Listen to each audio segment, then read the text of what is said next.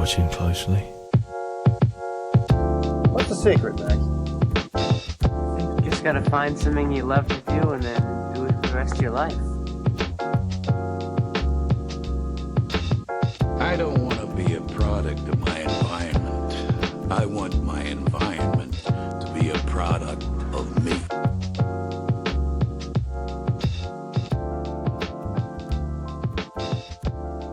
Hello, everyone, and welcome to The Establishing Shot, a podcast where we do deep dives into directors and their filmographies. We are 4 episodes in, and we are excited to keep things going with this Wes Anderson series. Today, we're going to be discussing the movie The Royal Tenenbaums, Wes Anderson's third movie. And we have with us today Harrison Fredericks. Harrison is a first-time host jumping on with us, so I'm excited to have Harrison on. Harrison actually has a YouTube channel, Instagram, kind of going hard into movies, talking about just all sorts of stuff. He does a lot of movie news stuff, trailer talks. He did a trailer talk on the Power Rangers trailer that was making me laugh that I saw recently. So yeah, Harrison, just tell us a little bit about yourself and how you got into movies. Hey Eli, thanks for having me, man. I'm glad to be here. I actually got started with movies at a pretty young age. Believe it or not, my mom was like a huge movie nerd when she was a kid. And so when I was a kid, all of that passion for movies, old Hollywood classics, musicals, her passion for those movies transferred down to me and my siblings.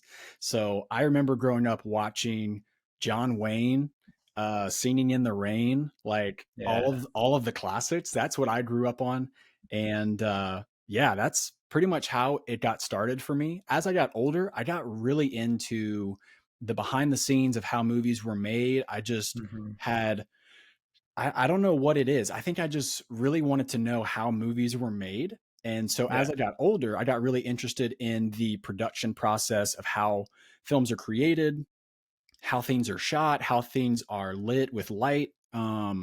So that just kind of evolved into high school and college where, man, I was just diving headfirst into as much like YouTube videos, behind the scenes, like DVDs as I could get my hands on. And like you said, I have a YouTube channel. I talk about movies that I'm still like very passionate about that to this day. I think that's kind of where I'm at currently with, my fandom for movies. Yeah. And you've actually weren't you in a short with some of our friends that played kind of at a local film festival here in Lafayette? Yeah, I've been a part of several production crews who have created shorts locally here in Lafayette. I haven't starred in any of them, but I have been a crew member.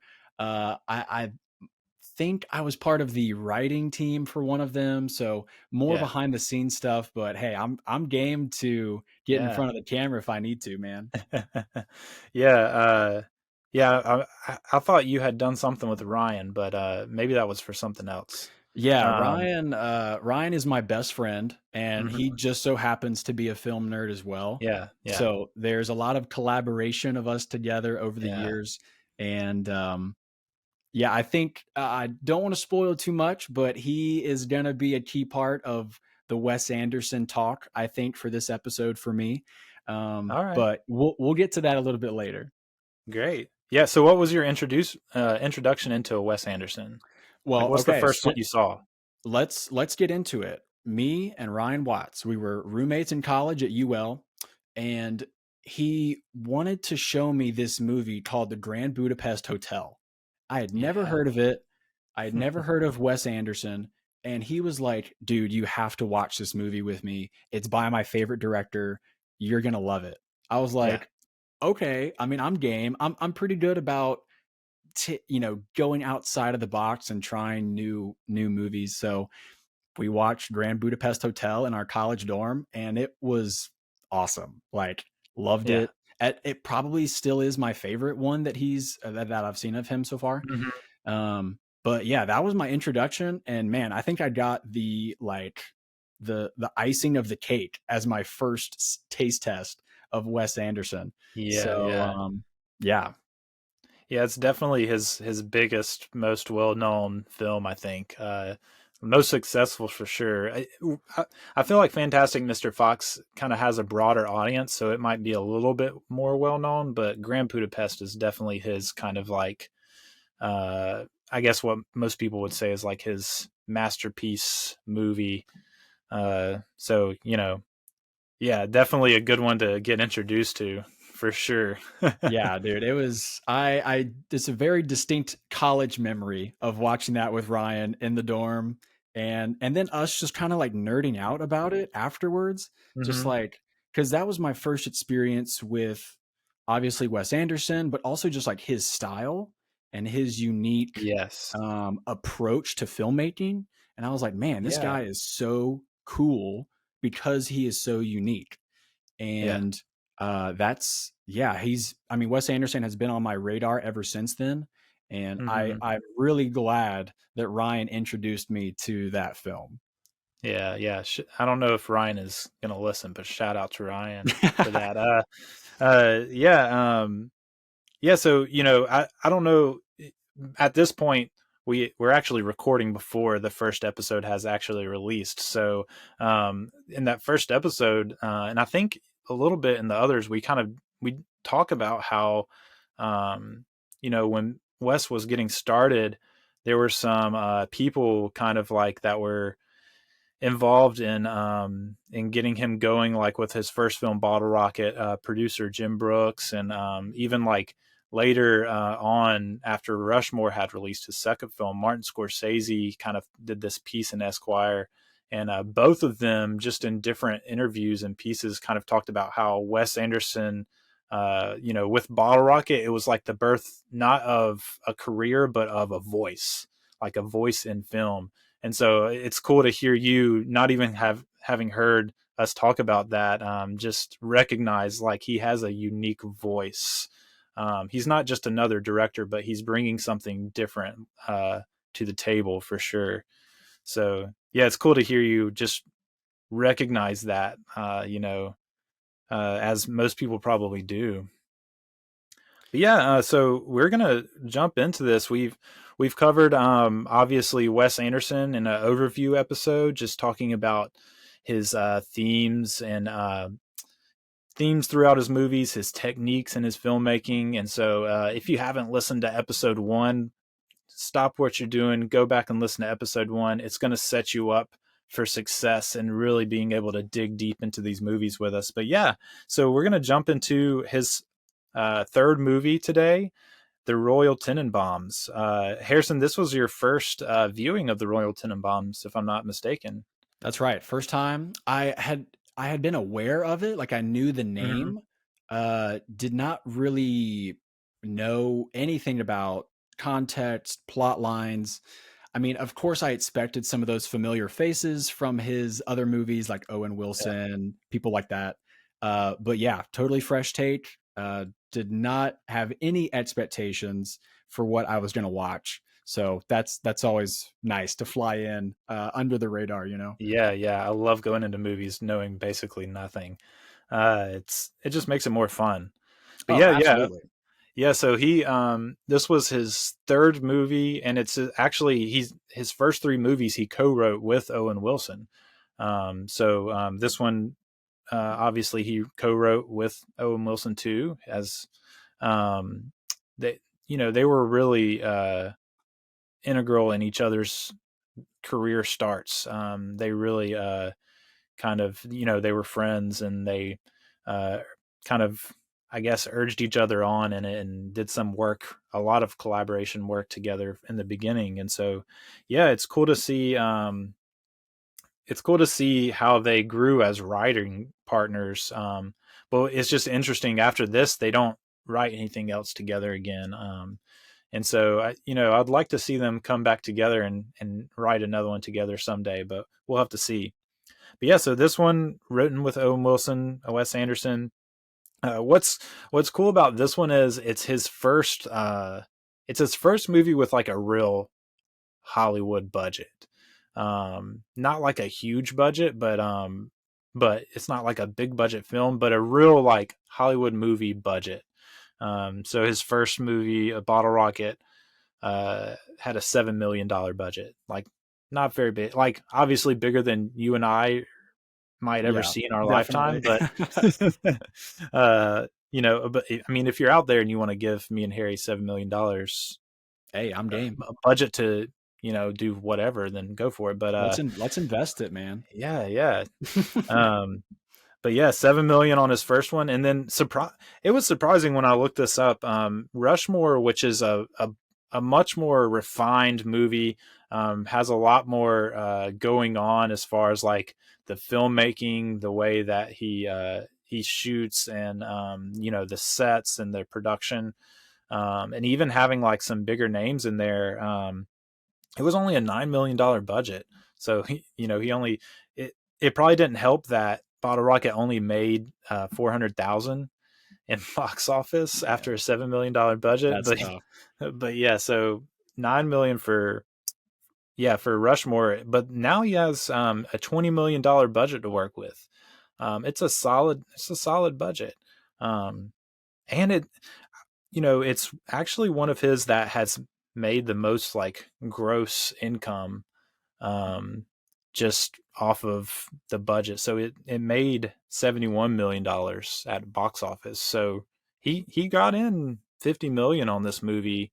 Obviously, it's not like all going to Wes, but yeah, so it's cool to see his just progression. Like people started recognizing, oh, this guy is bringing something interesting to the table. Obviously, like it didn't make as much as Grand Budapest. Grand Budapest just like made so much money. Oh yeah. I think it made like 150 million, more than its budget. So, Dang. Dude, that's the big leads for someone like that, yeah, you know? yeah. But this was his one that like really like people started catching on. I think is the point here. One of his highest grossing films, and really, I think his first two movies are pretty personal in that Bottle Rocket is really just like him and Wes and those guys, him and Owen and those guys, like story of like getting started and making movies. You can see the parallels between their lives and the characters' lives in the movie. And then Rushmore obviously it's shot at his high school. It's about this kid who makes these plays just like Wes did when he was in high school. It's a very personal, but this one just feels very personal. So it's interesting, like to see his growth in that. It's like you have kind of some of those a little bit darker, deeper themes in Rushmore, but this one just like dives headfirst into those. We talked about in the overview episode how his parents were divorced when he was young, and he even talks about in interviews how that was like the defining event of his childhood for him and his brothers. And you can kind of see the effects of that in this movie, which is kind of centered around what happened when these kids' parents got divorced, or in their case, separated, not actually divorced. Right. Yeah. So, which, this is a spoiler show, so we know that they eventually do, but yeah, anyways. But yeah, it's what's interesting to me. And, I'd like to hear your thoughts about this. Whenever Wes talks about stuff like this and they're like, oh, is it you? Or, oh, is this based on like your life? He's like, well, yeah, it's based on these ideas of things that like I did, or my characteristics, or things that happened to me in my life. But he's always very particular about like, but it's not like based on anything in particular. It's just, I have these ideas of things that like I've experienced, or of like people that I've known and their characteristics. And they just end up in my stories, those ideas and those people and those kind of characteristics or ideas. And so, yeah, what do you think about that? Like, I feel like a lot of times we like peg things on people like, oh, this is about you. And they're like, well, obviously I wrote it, so there's going to be pieces of me in there, but it's not like it's about me. Like it's about Yeah. these characters in this story. I don't know. What do you have any thoughts on that sort of thing? Yeah, I mean, one of my favorite quotes, and I think it revolves around or pertains to the entertainment industry in particular, is art imitates life. Yeah. And then usually the second half of that is life imitates art, right? But Hmm. I'll use the first half of that for this part. Uh yeah, I think a lot of times artists, creative people, they do draw inspiration from their experience. I mean, that's a Hmm. very normal thing for creatives to do. And I think it is a really grounded place to start, you know? Hmm. So a guy like Wes Anderson, I honestly didn't know that about his life. What you just said about his parents uh divorce, they split Hmm. up, and like that has a traumatic effect on you as a child, right? Hmm. So to be able to take that life event and try to make sense of it through a film, through what you create art in, that's art imitating life, you know?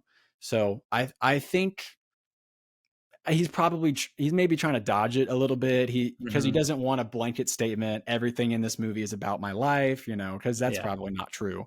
But yeah, I mean, based on that information of what he experienced as a kid with his parents splitting, I think that's a very real thing for him to try to work out in his head and through the creative Hmm. process, you know.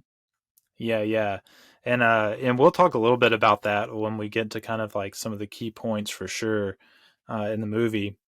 But I wanted to move on. Some of the things, kind of like just with the beginnings of the movie, were super interesting to me. Like, for one, he gets Gene Hackman in this movie, his third movie, and he gets a big star like Gene Hackman.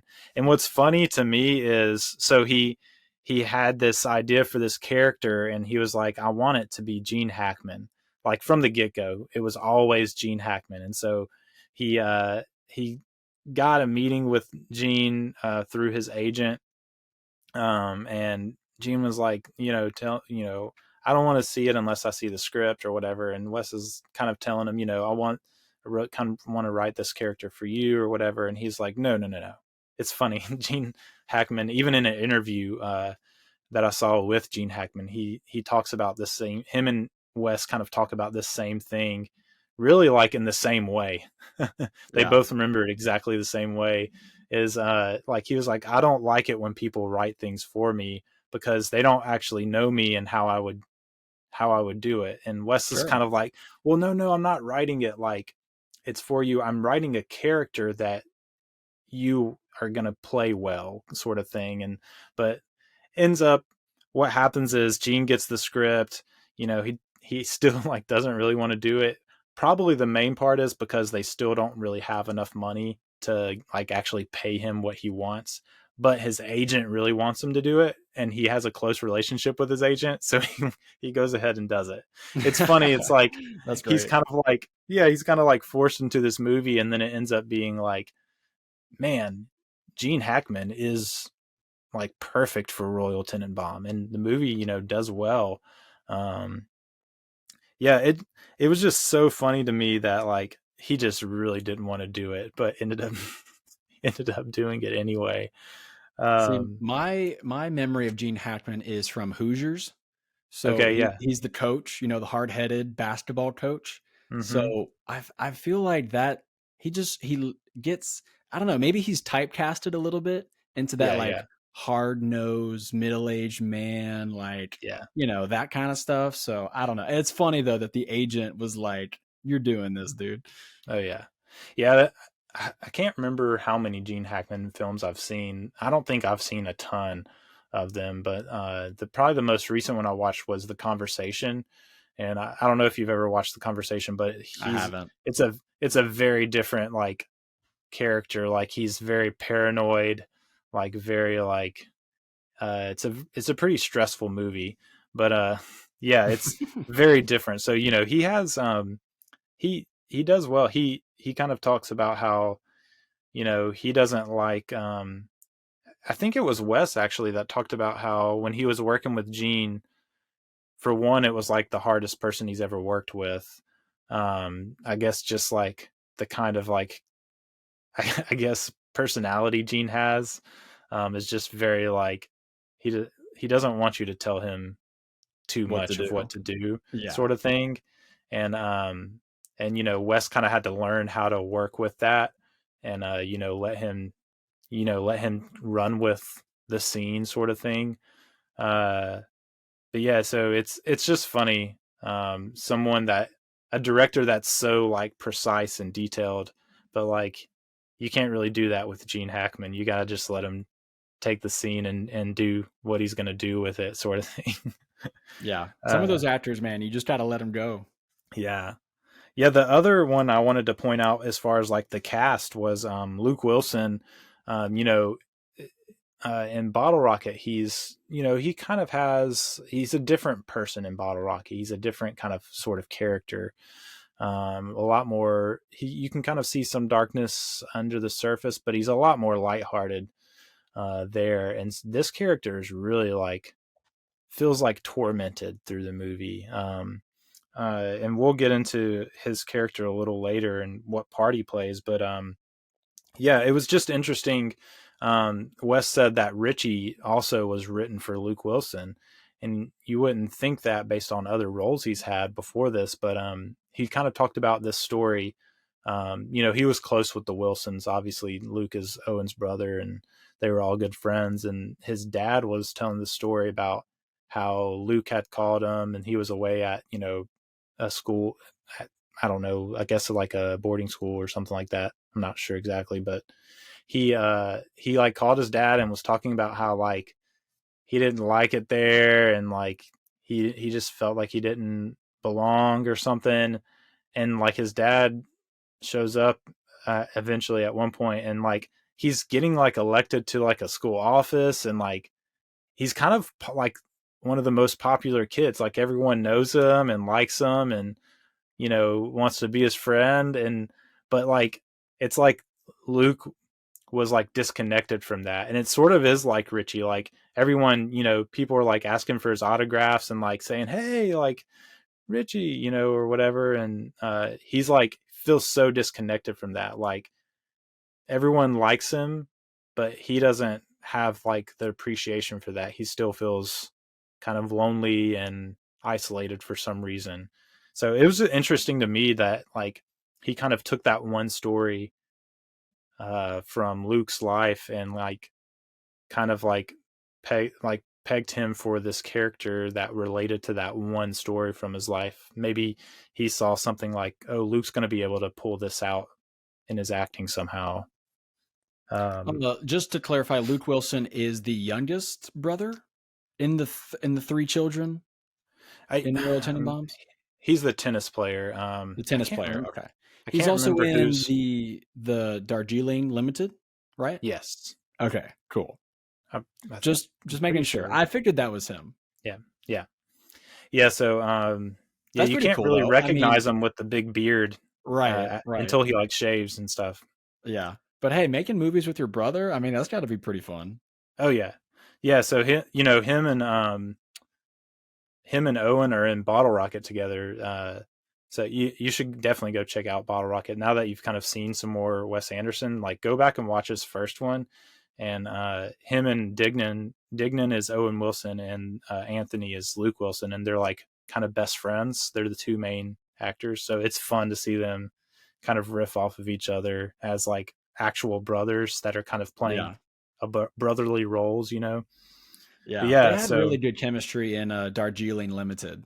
Yeah, I know that's probably a different episode, but I just remember that distinctly. It's coming up 2 episodes from now, so nice.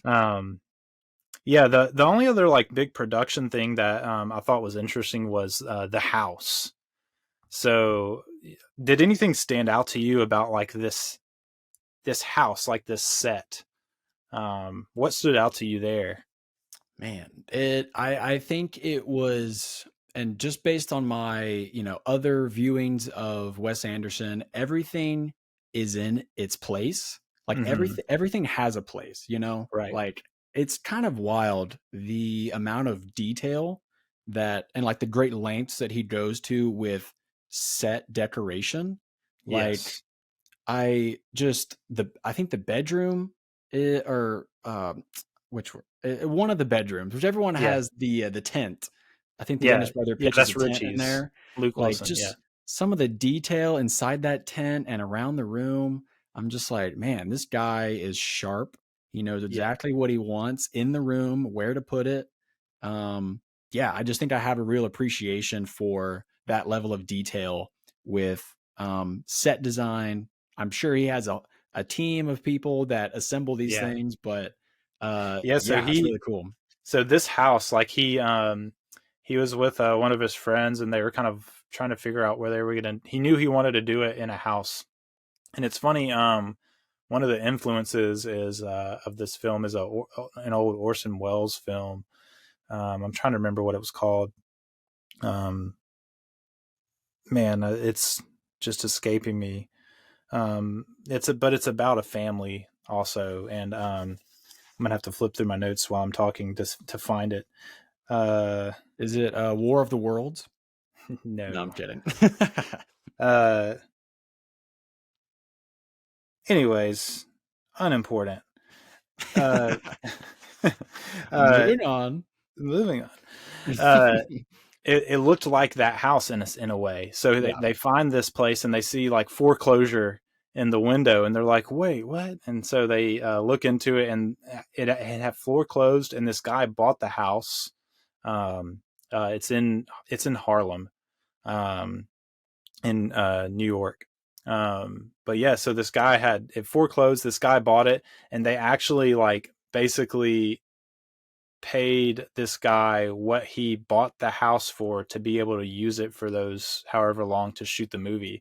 So this guy had a great year. Like, man, you buy a house and then someone basically like pays for your house to shoot a movie in it before you move in. Like, that's pretty cool.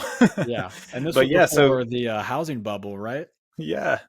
So, I mean, I wish that would happen to me. Like, I'm going to buy this house, and then movie crew's like, wait, if you wait 6 months, we'll pay for your house. Okay. You know?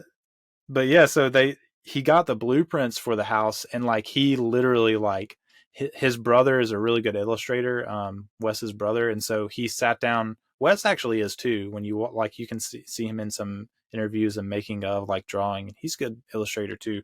But like they sat down together and literally like illustrated everything that was going to go in the house, colors, like objects. And actually in the Criterion collection, I'm going to hold this up. So you have like this little fold out thing. It has the house, and then you can see these were like in people's like production notes, and like they kept it with their script, like this detailed like illustration with like all these little labels of like what every room was going to look like. Yeah. Just Dude, like that is crazy. Just incredible, like the detail. And he actually says like on the back here, Wes talking about it, that his brother was so detailed that like they had actually finished building some of the like rooms and sets before he finished like illustrating it, because he was just like so detailed. That's great. Where does that come from? Like, where does that illustrator brain just, I guess, was he like an artist, like did he draw a lot growing up, or?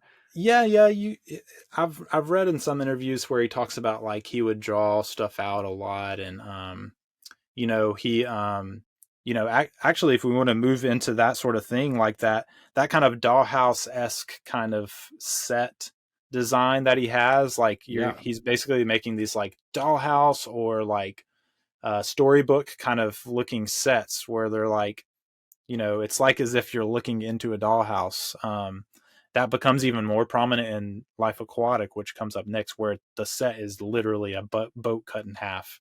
But yeah, you see it here in the way he like maps out everything. And you get those kind of shots where it's like moving from room to room, and it's almost as if like you are like filming a dollhouse, like close up and moving from room, like this room to this room, like straight over sort of thing. And he talks about he would draw out these like kind of cutaway scenes that are kind of like that, where you're like looking at like a house and what's going on in it. kind of like in that way. And so it's almost like he's taking this thing he used to do like as a kid and then like building sets of it and then like moving the camera around in it sort of thing. It's just, he just has a mind that works like that. Yeah. Yeah. And I think they do it more than just at the house, if I remember. Like there were several shots. Dude, they used so many crane shots in this movie. It's Mhm. unreal. Like Yeah. in the street, in I can't remember like every location that they use it, but Yeah. I was just firing off in my head like it's another crane shot. They're doing the Mhm. dollhouse, but not in the house, you know? It's Yeah. just like that process of doing the same action but moving locations. And I don't know, dude, it was just really cool to see. Mhm. um yeah, I guess you don't really see a lot of one take crane dolly shots Mhm. in multiple locations like that, so I thought that was super cool. Yeah. Yeah. Yeah. And he talks about too, he would, he does a lot of like, like moving shots with like a track. Yeah, So like, you know, the dolly or whatever you call it is like on a literal track that's like moving, whether it's like on the street or they even do it in the house some, to get those like smooth shots that are kind of like you kind of panning around through something, like that scene with Royal Tenenbaum and Ethylene like walking down the street. You kind of have that, and then it'll like stop, and they'll come back in frame, sort of thing. He does a yeah, lot of that stuff, and he actually said he did it. It started in Rushmore. They built this like set on a baseball diamond, where you know Max Fisher, the main character, is going to build like an aquarium or something with Bill Murray's character, and they get there. They had it all set up and ready to go. They get there and like it had rained and it was just like it didn't look like a baseball diamond anymore. And so Wes was just kind of like, well, let's try to shoot towards like the dugout and stuff so that you know it's like a baseball field. And they kind of built these tracks so that they could move. It was kind of like an accident, like, oh, let's make the most of this situation. And yeah. then he was like, he kind of liked it, and so he just started doing it in all of his movies. It That's wasn't like, great. yeah, it's funny because it wasn't like this like really like well thought out. Well, I mean, obviously it's well thought out, but like it wasn't this like planned like I'm gonna shoot it in exactly this way. It was kind of like a happy accident of like, well, this is kind of how we need to shoot it now. So, and then he was like, man, I like this. I'm gonna start using this all the time now. Yeah. I mean, hey, that's how the greats become great. They find ways to innovate when they come up with a challenge or a problem, and then Hmm. they're able to take that innovation or that problem solving and be able to duplicate it in the future. So Yeah, yeah, yeah, that's awesome. yeah, absolutely. Yeah, one thing that like I like about that is when you watch a Wes Anderson movie, you know you're watching a movie. Like, Absolutely. you know, you're not like it's not he's not a sort of director that wants you to feel like you're in the real world with these characters. He wants you to like know that you are watching like a piece of art, like you're watching a film.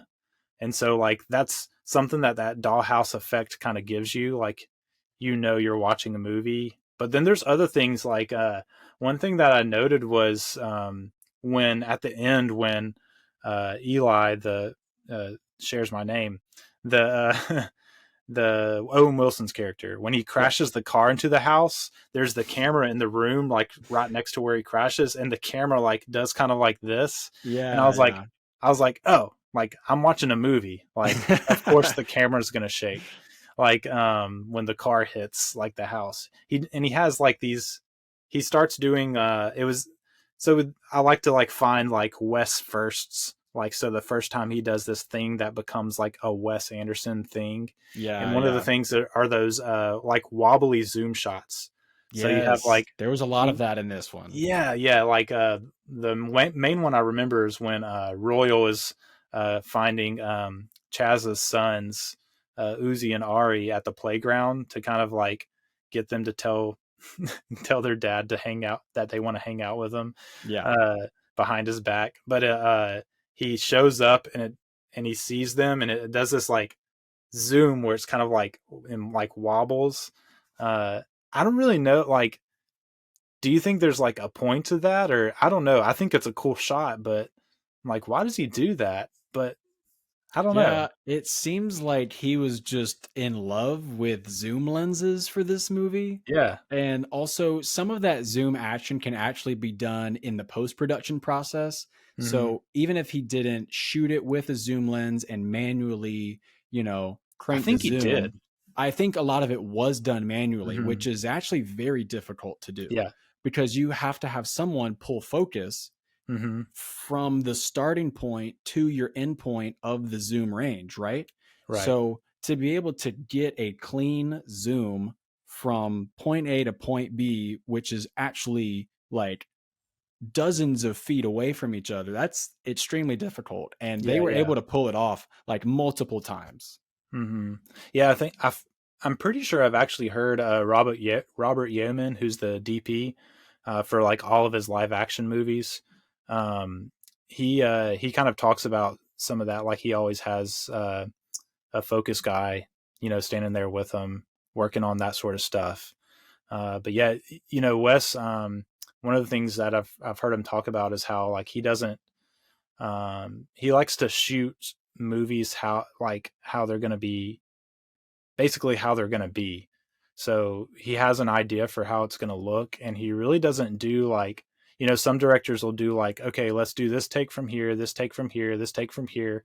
And Wes isn't really that sort of director. He has a vision for what it's going to be, and they really just do that one take. Now they might do like that one shot. I mean, they might do like several takes of that shot to get it exactly right. But Right. he's not going to do like, oh, let me do this one and this angle and these cuts so that they can edit it. No, he's like, he knows how it's going to be edited, and he just goes ahead and shoots it how it's going to be, which I think is like really just to have that vision like for it in your mind, and know, oh, this is how it's going to be. Like, it's just so cool. Yeah, I think the best directors are the ones who do that. They have the Mhm. vision in their head and they know and they plan ahead, right? Yes. That this is what I want it to be. And Hmm. and because yeah, it's true that you can get caught up in the post-production process of, oh, let me try all these different things, all these different tools on your computer to try to fix this or to make up for not getting it right when you shot it. Hmm. But yeah, to get it how you see it in your mind is really difficult. And I mean, Wes Anderson's definitely got that skill. Yeah, yeah, it's just really incredible. Like, and you can tell like he loves it. Like you can tell by watching his movies that like he's really having a good time making them. But you can also tell like listening to him in interviews, like someone will ask him like why he did a certain thing a certain way, and he'll just sit back and he'll kind of think, and he's like, I don't know, I just kind of liked it that way. Yeah. And He's just it's having a like, good time, yeah, man. he's just having a good time. He's like, I don't know, I thought like, what if we do this? And he did it, and he was like, yeah, I like it. Uh, Yeah. I it think looks good to me. we need more people in the like film industry who can just like take pump the brakes a little bit. Let's Yeah, take it back a sec. Let's not take this too seriously. And yeah, like let's just have fun, you know? I think there's so many directors, actors, just people in the entertainment industry who are like, man, they're just so stuck up and yeah, they've always got something to complain about, something didn't go right, and they've just, their whole career is just having a bad time, right? yeah. But yeah, to loosen up, have fun with it, and to like just to be able to laugh on set is like For sure. that's how you set the tone. Yeah, yeah, absolutely. Yeah, and he does so much collaboration, like with the same like sorts of crew people, and he has that rotating cast that he kind of reuses. You have to imagine there's like good chemistry on set, between all those people, just because they've worked with each other enough. So that's got to be fun to be like working with people that you just like work well with. But yeah, let's jump into some themes. Like, what were some things that kind of stood out to you thematically in this movie? It's kind of it's definitely like, I think in some ways it's funnier than Rushmore, and then it's also like way darker than Rushmore 2. So, which is an interesting juxtaposition. But yeah, what were some themes that like you noticed that like really, I don't know, like stood out to you or like spoke to you and at all? Yeah, I think probably the biggest theme that stands out to me is just, I mean, obviously family is at the center of the story, Sure. but this is a pretty dysfunctional family. Absolutely. Everyone's kind of thinking about themselves. Everyone is kind of just like not getting along, but they still want to be in the family, you Yeah. know? Yeah. So that, that theme of just let's be together as a family, but we're also just we've we're also selfish and so messed up that this is just not going to end well. Right. Um I I think from a visual theme that is just like standard for Wes Anderson is just this movie is so like warm and cozy. Mm-hmm. I think that's true. I know that you love Fantastic Mr. Fox a lot, Yeah. and I saw that for the first time a couple weeks ago, Oh and yeah. like, man, that movie just like you could just wrap up yourself in a blanket and just like call it a day and watch that movie Absolutely. on repeat, and I felt kind of the same way about this one. It was just it has that very warm, fuzzy, just like very soft approach to storytelling. Mm-hmm. Nothing is too like dramatic or hard, even though there are some serious themes going on. Mm-hmm. Um, yeah, those are just some of the key ones that I think stand out to me. Yeah, it's interesting how like cozy you felt like it was just in the way that it was, I guess, shot in the kind of mood. Because there really are some dark things that happen. You know, Richie has his suicide attempt. In this movie, you have kind of like um, a couple, you know, in Margot and I can't for the life of me in this moment I can't think Eli? of no Bill Murray's character. Oh, Can't think of his Raleigh? name. Yes, Yeah. Margot and his character, him, like they're basically going through like realizing that they're not really good for each other, probably in their marriage. Like you just have all these really like dark and depressing things going on, and yet at the same time, you know, you feel welcome to be there. I kind of that's kind of Yeah. like the takeaway I'm getting from what you're saying. Like, yeah, there's all these like really depressing things going on, but I still feel like I'm invited into the story. Like I'm invited to sit down with them still. Uh, yeah, that's really cool. It could be from like I come from a big family, right? So Sure. I'm one of five. So I have Okay. four siblings, and we're all older now, so we're not all in the same city anymore, or Hmm. obviously not the same house as we were when we were growing up. But I think I really connect to like big family stories because this one, three kids, and then the grandkids are involved. So, Hmm. and my sister has kids now, so the grandkids are involved in our family. And yeah, I think that story of family, and there's some things that are messed up that happen, like you said, uh, with Richie. Yeah, the suicide note. And what's crazy though is that right after that suicide note scene, all of that stuff plays out in the hospital. Like the very next scene is him in the tent with Margot. And Yeah. it's just this like super warm, glowing tent Yeah.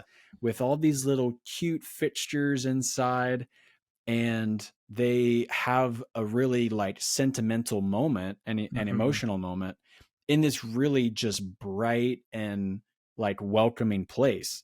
So yeah, that dynamic of let's press the gas to 100 for a couple scenes, and then let's slow down like we're in Yeah. a school zone for a second, so that's it's a very interesting dynamic. Yeah. Absolutely. Yeah, and I think there's this I guess idea or theme that's kind of wrapped up in all of that of man, these are all broken people. They're really all flawed in a way. They're all kind of messed up in some sort of way, but at the same time, like they're still family, right? They're still connected somehow. And it's like they're struggling with this belonging, like wanting to belong to something. And it's like there's that conflict between, yes, I'm a Tenenbaum. I like technically belong to this family, but I don't feel like I belong. Whether it's, Margot being adopted, and like Royal kind of like emphasizing that, or whether it's, Chaz for some reason, like not ever connecting to his father and feeling like his father is like, I don't know, on his back. Richie kind of like has that sort of special connection with his dad, but that kind of isolates him from his siblings. And then on top of all that, like that's as kids, and then you have this kind of like, I don't know if it would be an explosion or an implosion of the divorce that kind of sets things, in an essay I was reading about it, it says that this movie starts with an explosion and then the rest of the movie takes place in the wreckage. And Yeah. that's really analogy. true. Like it starts off with the parents being separated, and then, okay, what are we going to do with this mess? What are these characters going to do in the midst of this wreckage? Yeah, it makes you think like, okay, that they're all characters that need a second chance, right? Like they all had this success or this kind of like claim to fame in like yesteryear, and now it's like 22 years later and they just don't know what to do. They don't know where they belong. And actually, like towards the end of the movie, Richie's like trying to reconcile with Eli, and Eli says something to the effect of, I always wanted to be a Tenenbaum. And it kind of cuts to Royal and Pagoda, who he's awesome. But it cuts to them, and Royal kind of mutters, "Me too." And it's really like this very, very subtle, abrupt, like moment of like clarity for you as a viewer, where you realize, like, man, it's almost like Tenenbaum. Like being a Tenenbaum is like synonymous with like having something to belong to. Like, because otherwise, why would Eli like be like, I want to be a Tenenbaum? Royal is a Tenenbaum, but he still says me too. It's like this sense of like, in their mind, being a Tenenbaum means I belong. And I think in that sense, like we all, like, I guess we all kind of in a sense want to be a Tenenbaum. Like we all want to find something, belonging. Yeah, right? absolutely. Find a family or a community that we can belong to. They're all in these broken relationships between each other. But and it's interesting, they're family, and so they're in. It's like they can't get away from that for some reason, and they don't really like. I like to think of it as like they're not really like seeking out reconciliation with each other. They just kind of find themselves in it. Like they find themselves like reconciliation just kind of like happening, which is I feel like true to like how it happens a lot in real life, especially with like family or close friends, sort of this inevitable thing. Yeah, I feel like, the dysfunction is very real. Right. That level of dysfunction and just family craziness, like you'd be surprised. Some people probably have experienced some very similar things. Yes. So yeah, I think that is just a accurate representation. Of course, not everyone's family is that wild and has, Yeah. To the point where they're, crashing cars into their Right. house and whatnot. But yeah, I think that's true, accurate representation of what dysfunction can look like Right. when it's unhealed. Mm-hmm. Yeah. Yeah. And that's the other thing, is like, I think the healing comes like when, I think the reason that like healing kind of begins, like you don't in the movie and you're like, oh, everything's okay. Like there's still that dysfunction there. There's still that air of like, they're still kind of flawed people, in relationships with other flawed people kind of thing. But there's this sense of like, and I think it does start with Richie and Margot in that tent after his suicide attempt. Kind of this realization or like epiphany of like, I am who I am. Like you kind of come to terms with who you are, but you also like come to terms with like who these other people are. So like, Margot and Richie like are in love with each other, and they kind of come to terms with that with each other finally, but they also like come to terms with, we can't really follow through with this sort of thing. It just, but there's healing there because they finally like air out like, this is who I am and this is who I am, and they accept each other for that. And that's why I think it's interesting. Like I wrote in the notes the question, like, does Royal actually change? Like is he a changed man at the end, or has his family just finally accepted him for what he is?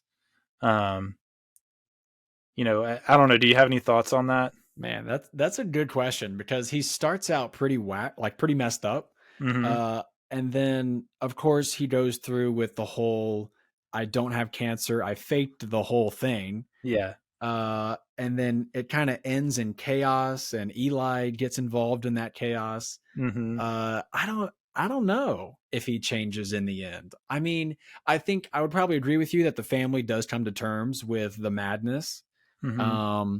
And even Etheline, I think she recognizes that madness in him and goes with the route of Danny Glover's character, because he, I guess, is just that stability that she Yeah. needs, right? I think there's a line of Royal as he's getting on the bus. He's like, "Stay with him. He's everything I'm not." Like Right. even Yeah. he gets it in his mind Mm-hmm. that Danny Glover's character is like the one that she needs. Right. So yeah, I don't know. He might have very subtle changes, but maybe Right. overall, I don't know. He still seems pretty messed up by the end. Yeah. Yeah. And I think that's even more profound. Like, I think a lot of times in this sort of, with that sort of drama side of a movie, like you get this like character that like, oh, he's grown so much. Like at the end, like Royal maybe will become like a guy that like, oh, loves his family, and like And I the think they were like, teasing it a little bit. Like right, right. Ethel, I think there It's was kind of like a joke. yes. There Yeah. was some introduction of like, oh, maybe Royal and Yeah. Ethel, they'll get back together. Yeah. And then it just didn't work. Like he faked cancer, and those sort of story elements just did not work in his favor. Yeah. Yeah. And even like at the end, like you get, I don't know, I got this sense of like, okay, like, so there's this like moment where like he saves Chaz's kids, and like but the dog dies, and so he buys this Dalmatian from the firemen that are there to like give to Chaz, like, hey, I bought you this dog. And I want to talk about that moment in a minute. But yeah, there it's like I don't know, I felt this sense of like, you know, I think he's doing something nice. It's like this, there's two sides to it. Like he really legitimately like wanted to do something nice for his son, but at the same time you still get the sense like, but like there's something in it for you too. Like, Yeah, cause what's that's the kind of, angle here? yeah, that's kind of like behind everything that Royal does. Like there's an angle, right? Yeah, exactly. And you still kind of get that sense even in that like very touching moment. And so I'm like, does he change? Like, I don't know, but I think it's even more profound if like he doesn't really like grow into this great person, but the the thing that matters is his family is finally accepting him for who he is. Like they're letting him, I don't know, be himself. I don't know. It's these moments of grace that they start having for each other. Like, you're still messed up, but I'm going to let you belong. I accept like who you are now. Yeah, it's just interesting to think about that. Yeah, really like the only other thing that like really stood out to me was the hawk. So Mordecai the hawk, baby. Dude, I that's thought a good name for a hawk. it's a great name. He has a little leather helmet. Oh yeah. Oh, it's great. Yeah, I saw in the making of, like, Wes was like asking like the bird handler, like, before he lands, can he like hover above the hand for a second and then land? And the bird handler was like, no, they don't really do that. And it's just like, but can you train him to do it? He's like, we don't have to, but it would just look cool. Wes Anderson's just demanding excellence from everybody. He's even the hawk. Yeah. But yeah, so one thing that really stood out to me is Richie. So as much as this film revolves around like Royal, like pushing things, like everything happens because Royal does something, right? Yeah. But I think it's almost like Richie is kind of the center. He's kind of this caught in between character. Like, he actually is the one that actually has a relationship with the dad and the other family members, but he's kind of caught in between. And it's almost like this story in a way revolves around him. And one thing I noticed was, when it fast forwards 22 years, one of the first things that happens is Richie like lets Mordecai go free. And like when I was watching it at first, I thought like, oh, it's this like moment of like clarity. But in hindsight, I realized like, I think what's happening is like, it's kind of his moment of just like giving up. Like, he has this bird caged and he's letting this bird go, but it's not like this profound, like, you're free now, just like me moment. It's almost the opposite. It's like, I have to let you free. I'm just giving up. And, you kind of see him progress towards that moment where he attempts suicide. And, there's a lot going on there that we could spend way too much time talking about, but, it's interesting. He tries to commit suicide. He runs out of the hospital. He has that moment with Margot, but what happens after that, that sort of starts some reconciliation, but then he goes to his dad and, they're talking in the elevator. They go to the roof of that hotel and Mordecai shows back up. Like, he comes flying in and lands, but he's a little different. And it's almost like Mordecai, he flew away because Richie was giving up. It's like, I'm giving up with life. And he has, I guess, a moment of clarity with his suicide attempt and his conversation with Margot, and Mordecai shows back up almost to like signify the beginning of like a stage of healing or reconciliation for the family. And I just thought that was a cool, like, picture of like this animal like showed back up at just like the most right moment, and it's a little different. It's funny, I read somewhere, I don't know if it's true, because I don't even remember what the source was. It wasn't one of my usual sources. I just kind of saw it on Google on an article, but it said something about like the original bird that they were shooting with, like, either went missing or like got stolen or something crazy like that. And so they had to get another one, and it actually was a different bird. Like, that's why it had more white feathers. Richie kind of says it looks like he has more white feathers than he used to. Yeah. But it's because so they just played it off. Yeah, it was an actual, like, I think that was part of the movie already. I don't know if that was like a happy accident or what, but yeah, it actually was like a different bird. And so like, it almost signified like, he talks about like, well, sometimes when people go through trauma, their hair turns white. and he has more white feathers. And so it's like Mordecai signifies like he's come back through something. Like he's got more white feathers now. He's gone through some trauma, but he's back.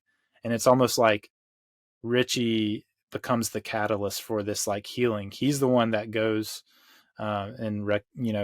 to his dad and brings his dad back. He's the one that goes and gets Eli and tries to like reconcile things with him. He's kind of becomes this catalyst, and it all starts with that traumatic event that kind of brought. It's just interesting, how sometimes trauma is the catalyst for healing. We wish it wouldn't be that way, but that's kind of how it ends up so often in life. I just thought that was so cool. Just that picture of Mordecai the Hawk, just like signifying it's time to like heal. It's time to find belonging again. But that moment was really cool to me. And then like, man, I don't know about you, but that little scene that I talked about earlier where, the crashes happen, the wedding's off for now, Chaz's kids have been saved by Royal, the dog dies. And all this time, Chaz's character, we haven't talked a lot about him, but he's just angry. Like he's upset. He lost his wife. He's gone through a lot.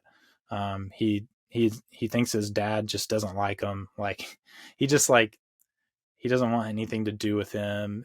He just has gone through a lot, and he's very angry. And there's this first moment of clarity when he like chases down and fights Eli for almost like killing his kids, wrecking the car.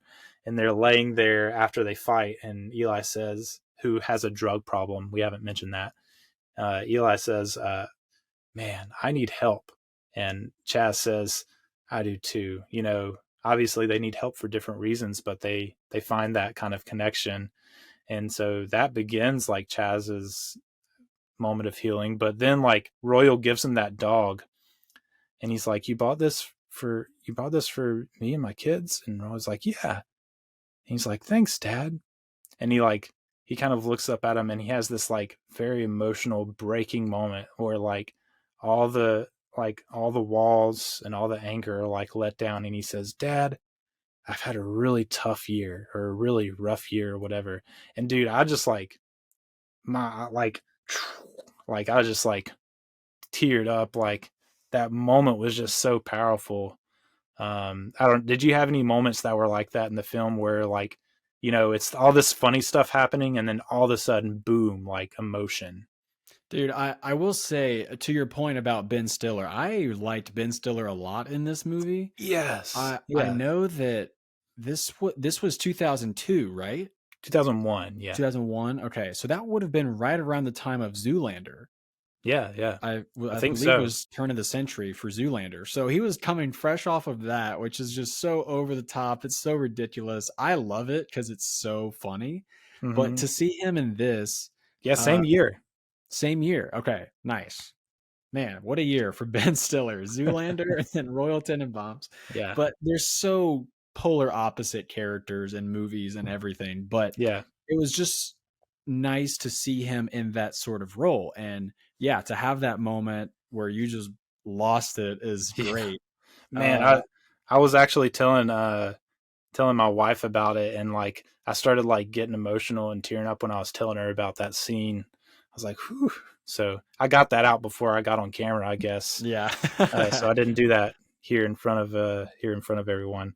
Yeah, that would be embarrassing for sure. Yeah, absolutely. Yeah. So just like as final thoughts to kind of wrap up this section of the show, I just wanted to kind of like call back to something I talked about in the overview episode, this idea of something that Wes Anderson does with his films, and that a lot of art does, is, not so much like forcing you into a world, forcing you into the emotion, but instead like creating a world. Like Wes Anderson creates this little world, and so you can kind of hold it out here and look at it. And there's this sense kind of with the Royal Tenenbaums, where like he's become with his 3 movies like more and more like proficient, I guess, at doing that sort of thing, and it allows you to connect with and deal with things by being able to like hold, like you're holding like this family's like wreckage out here, like you're holding their trauma, you're holding their like emotion, their like flawed characteristics, and you're able to like hold it out here at like kind of at arm's length and like separate yourself a little bit from it, like I'm watching a movie, and like examine it, and you almost get like a more profound sense of what's going on because you're able to do that. Like there's nothing, like everything you're watching, is like artificial. Like Wes makes it very apparent like that what I'm watching is like definitely artificial. As opposed to a director that like wants to make everything realistic. And so like, but there's that sense in which when I know it's artificial, I can let my guard down. And like, man, when you do that, when you're watching his films, and I think it especially comes out here in Royal Tenenbaums, you're able to really like let those emotions like touch you, like you're able to like build empathy even more because you've let your guard down. I'm watching something that's artificial. And so, man, those emotions almost hit you harder. Like they don't feel forced upon you. They feel like you're able to like experience them watching them with the characters. And I just thought that's something that Wes like grows even better at as he continues making movies, but you really start to see it here with Royal Tenenbaums. But yeah, did you have any final thoughts before we kind of give our ratings on the film? Yeah, I think this is so. I haven't seen all of Wes Anderson's films. I think I've seen maybe 60%, 70%. There's a couple of those early ones that I haven't seen yet. Yeah. Um, I I enjoyed this one. I don't know if I enjoyed it as much as some of his other ones. I do like fully understand the dynamic of like this is serious, but this is also like really touching at the same time. Um, there, for some reason, and maybe because of how I watched it, I literally watched this on a Sunday afternoon after eating a giant lunch. I had like canes for lunch, so I was just so full of food that I was kind of in this like restful state. Yeah. And not to say that I wasn't paying attention, but maybe if I had watched it under a different circumstance, I might have walked away with more like a more impactful feeling. But this watching this one for my first time, I nothing really like jumped off the page at me. I went back and looked at some reviews online, and people were just like blown away by this thing. I'm sure it's probably like top 3 Wes Anderson for some people, and maybe we'll get into that with you. But I, for some reason, this one did not have like a moment or something that like just reached out and grabbed me like in that sense. Um, but not to say it wasn't a terrible time. I promise you, I enjoyed it. It was cool to see like Wes Anderson in the early stages. That's always fun to watch great directors in the beginning of their career and to Yeah. spot those nuances and those tricks that they're coming up with to distinguish themselves. So Yeah. I thought that was really cool. I think I enjoyed the cinematography a ton. Yes. I enjoyed the that warm fuzzy feeling of just the mise en scène, which is French for just like the vibe of the movie. Yeah. I think that was probably what stood out to me the most. Yeah, that's cool. Yeah, this is one that's kind of grown for me. So I th- I know that I've seen it once before. I think I've seen it twice before. I think this is my third time seeing it. I think I saw it a long time ago, and I probably just didn't really get it back then. And then I saw it again. I think several years ago I watched it, maybe like 4 or 5 years ago. I watched it again, and I was like, man, this is around when I was really starting to get back in the movies again.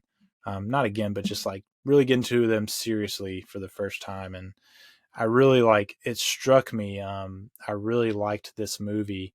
But man, this time it just hit me really hard. And I don't know if some of it is just I've been preparing and researching so much into these films. And so I'm almost destined to just love them. But yeah, just something about it this time just was man, this is for one, it's masterful craft work. Absolutely. He's just he's so masterful of the way he produces his sets and his scenes and blocks things out and moves the camera. It's just when I was watching Rushmore for the last episode, I was man, it's he just already is so refined. And it's I didn't expect to see more growth in that when I was watching this. And I did, just because it was already so good in Rushmore, but here it's it's just so good. It's masterful work behind the camera. And then on top of that, just it's probably one of his funniest movies. I laughed a good bit in this movie, but it's also one of his darkest movies, I think. And just the juxtaposition of that just was really profound to me this time. So it's a movie that's grown for me. I would say probably it started off as a 7 or 8 out of 10 and grew to a 9. And when I watched this time, I was man, I think this has grown to just a 10 out of 10 movie for me. That's awesome. Yeah, I'm struggling. It's a struggle for me. I was looking at my ratings on Letterboxd for my rankings rather for Wes's films. And I was man, I don't know. I like Rushmore so much. And I was just I don't know if I can move it above. I was struggling with, do I move it to number 2 above Rushmore or not? But yeah, it just really struck me this time. So, but Wes Anderson's movies have that tendency. You either are really struck by it or you're just not. And that might be just because of your circumstance in life, or it might just be the way he makes films just kind of take you out of it. Or it could be how much food you eat right before you watch it. Yeah, it could be down in some chicken tenders and fries. But yeah, so it's just fun for me to, it's good to have someone that's yeah, it didn't really connect with me in the same way it did you, because it shows that it just points out Wes's movies have that tendency with people. You either connect with it or you don't. There's not really in between. Now you can recognize the craft of it all, but that doesn't necessarily mean you connect with it in the same way that others might. But yeah, so yeah, that's the Royal Tenenbaums. I think we're gonna move on, take a little break here, and come back with some fun segments in movie news and our movie draft of the week. So we will see you in just a minute. Hey everyone, thank you for joining us on the Establishing Shot today. We hope you're enjoying the episode so far, and we hope you'll stick around for the segments we have coming up after this quick break. But during this break, I wanted to tell you how you can get more involved with the Establishing Shot podcast. There are several ways you can do this. The main way you can do it is by going to establishingshotpod.com, our website where you can find all sorts of information like episodes with the show notes on there, information about our guests for each episode. You can find reviews there.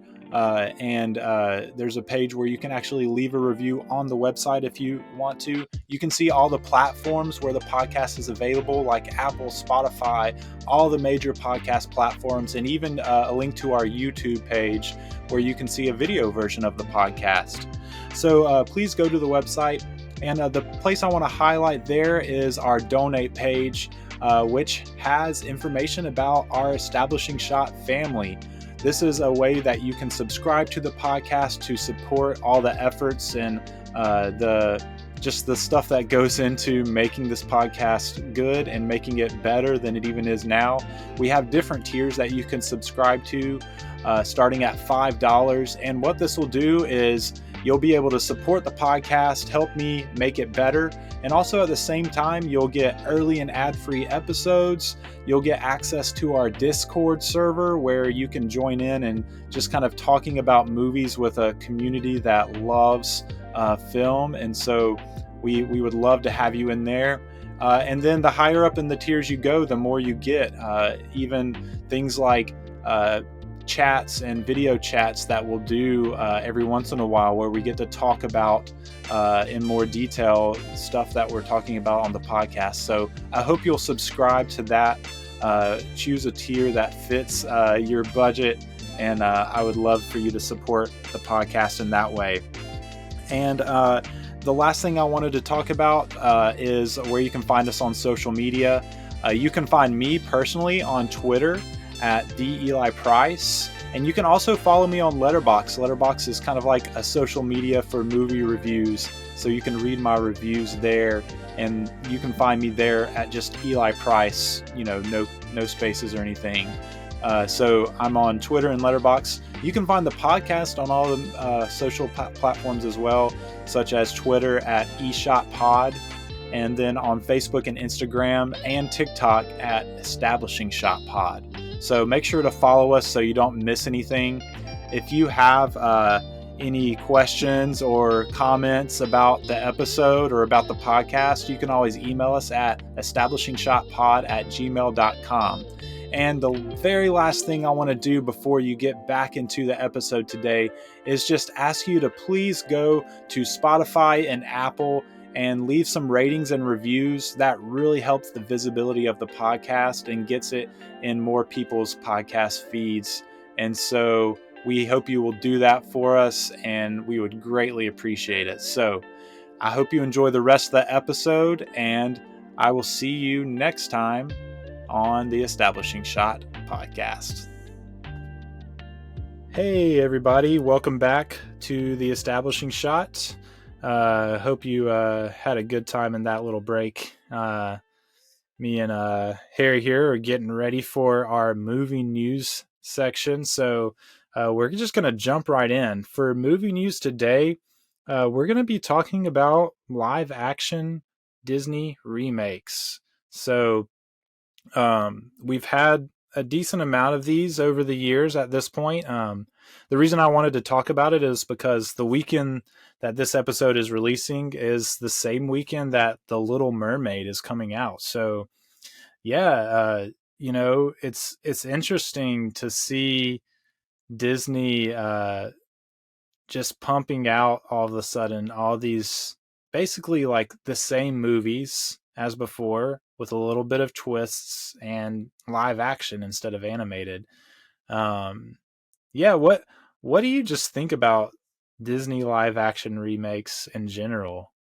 So I'm kind of anti remakes just in general. Yeah. I think everyone should try to come up with an original idea first, right? Yeah. And then I guess if you're a multi-billion-dollar company and you don't want to do that, you want to go the lazy route, sure, pump out as many remakes as you want. I am not a fan of these live action remakes that have been coming out. I will say that of the ones that have come out, I'm a huge Beauty and the Beast fan, so Okay. that remake I think was done pretty well, like as far as being true to the story, but also introducing some new and interesting twists, Yeah. or new and interesting ways of presenting the story. But man, there's been so many bad live action remakes that it's disgusting. I'll say that. Okay. Can I say Yeah. that? It's You disgusting. you can, and I don't think I think we're pretty much in line here. At the end of the day, it's all about the Benjamins, baby. Like Oh, absolutely. it's all about getting those butts in those seats and making all that box office money. Yeah. Who cares if Walt Disney is turning in his Yeah. grave? I'll tell you what. I would be okay with. Like I would be like, yes, Disney, do it and make your money is like, hey, we want to make some more money off the Little Mermaid. Do a re-release of the Little Mermaid in theaters, and like Yeah. people can go take their kids who didn't grow up with this movie to a movie they grew up with, and they can see it experience in theaters. Like that's a cool like idea. But Yeah. no, we're gonna remake all these movies live action. Dude, so I actually saw the Titanic for the first time. James Cameron Yeah, Titanic. I yeah, saw it for the first time 2 months ago. They re-released it for the 25th anniversary, but they yeah, re-released it in 4K 3D, yeah. which, dude, it was incredible. Like the just the experience, the cinematic experience of that compared to watching the original for the first time, I'm sure was dramatically different. But Hmm. that idea of re-release, but let's up the visual quality of something that's a bit older, and then the Right. 3D element was actually super interesting. I think that could be a really smart route, kind of what you're saying, Hmm. of instead of making bad live action, which, dude, I wish that these remakes, these like remaking an animated like there's a reason it was animated to begin with, right? Yeah, yeah, It's because you're trying to do something that is so impossible it should not exist in the real world. yeah. So to be a just the idea of let's take something impossible and make it real life, there's a Mhm. disconnect, and there's a reason why. Yeah, yeah. And I, I've got to say, I don't really know if I've like liked any of them. I've been a few that I've like, okay, I can appreciate that. Like the Jungle Book, when they did that one, I was like, okay, like I can appreciate it. It was fun to see like these animals like singing and dancing around, and they didn't do too much with it. Like some of the songs they didn't actually like do singing, it was just part of like the score. So that was kind of interesting, but like It's I funny don't how think they I've labeled liked any of them. Yeah, they labeled the Jungle Book live action, but it was only about 2% live action, and it was only Yes, Mowgli. Everything else was animated. yes, absolutely. And don't even get me started. I will go on a rant about the Lion King. I Yeah, dude, they did that one dirty. I'm a I huge have Lion King fan, so that one was I I didn't have like that. never moaned out loud in a theater until me and my wife went and saw the line. We were part of the problem though. We went to the theater and gave Disney money for Yep. that just load of I mean, hey, I'm guilty. I'm guilty. like I literally I you think I'm joking, but I was sitting there and I remember something happening and I went, ugh, like out Dude, loud in the that's awesome. theater. Well, and Yeah. that one's interesting because it's like a shot for shot remake. It's there's as far as I know, because I actually haven't Yeah. seen it. I think I've kind of Don't. protested it for a while, Don't see but it. that's just a shot for shot uh update essentially. Like there Yeah, was no new it's storyline or anything. there's not a new storyline. There's like some so like one of the things that was just like so annoying was there's like towards the very beginning you get that scene where there's a mouse that pops up on the screen and then like Scar boom Yep. hits it. So Disney was like, I have an idea. Let's show off our like real life animal looking CGI. And instead of just having this mouse be like 2 seconds so we can introduce Scar, let's have like a literal, like, I don't know. It felt like it was 5 minutes long. It was probably like 1 minute of this mouse like running around and like exploring this CGI world. And I was Yeah. just like, I don't care. Like, if I want to watch a mouse run around, I'll watch like a real one on National Geographic, Yeah. not like a fake one that Disney is like showing off their animation CGI. Like I just don't care. And I don't know, you know, they try to do interesting things like Aladdin. They tried to like Aladdin is like, okay, like I could see like, oh, the costumes will be fun to see live action.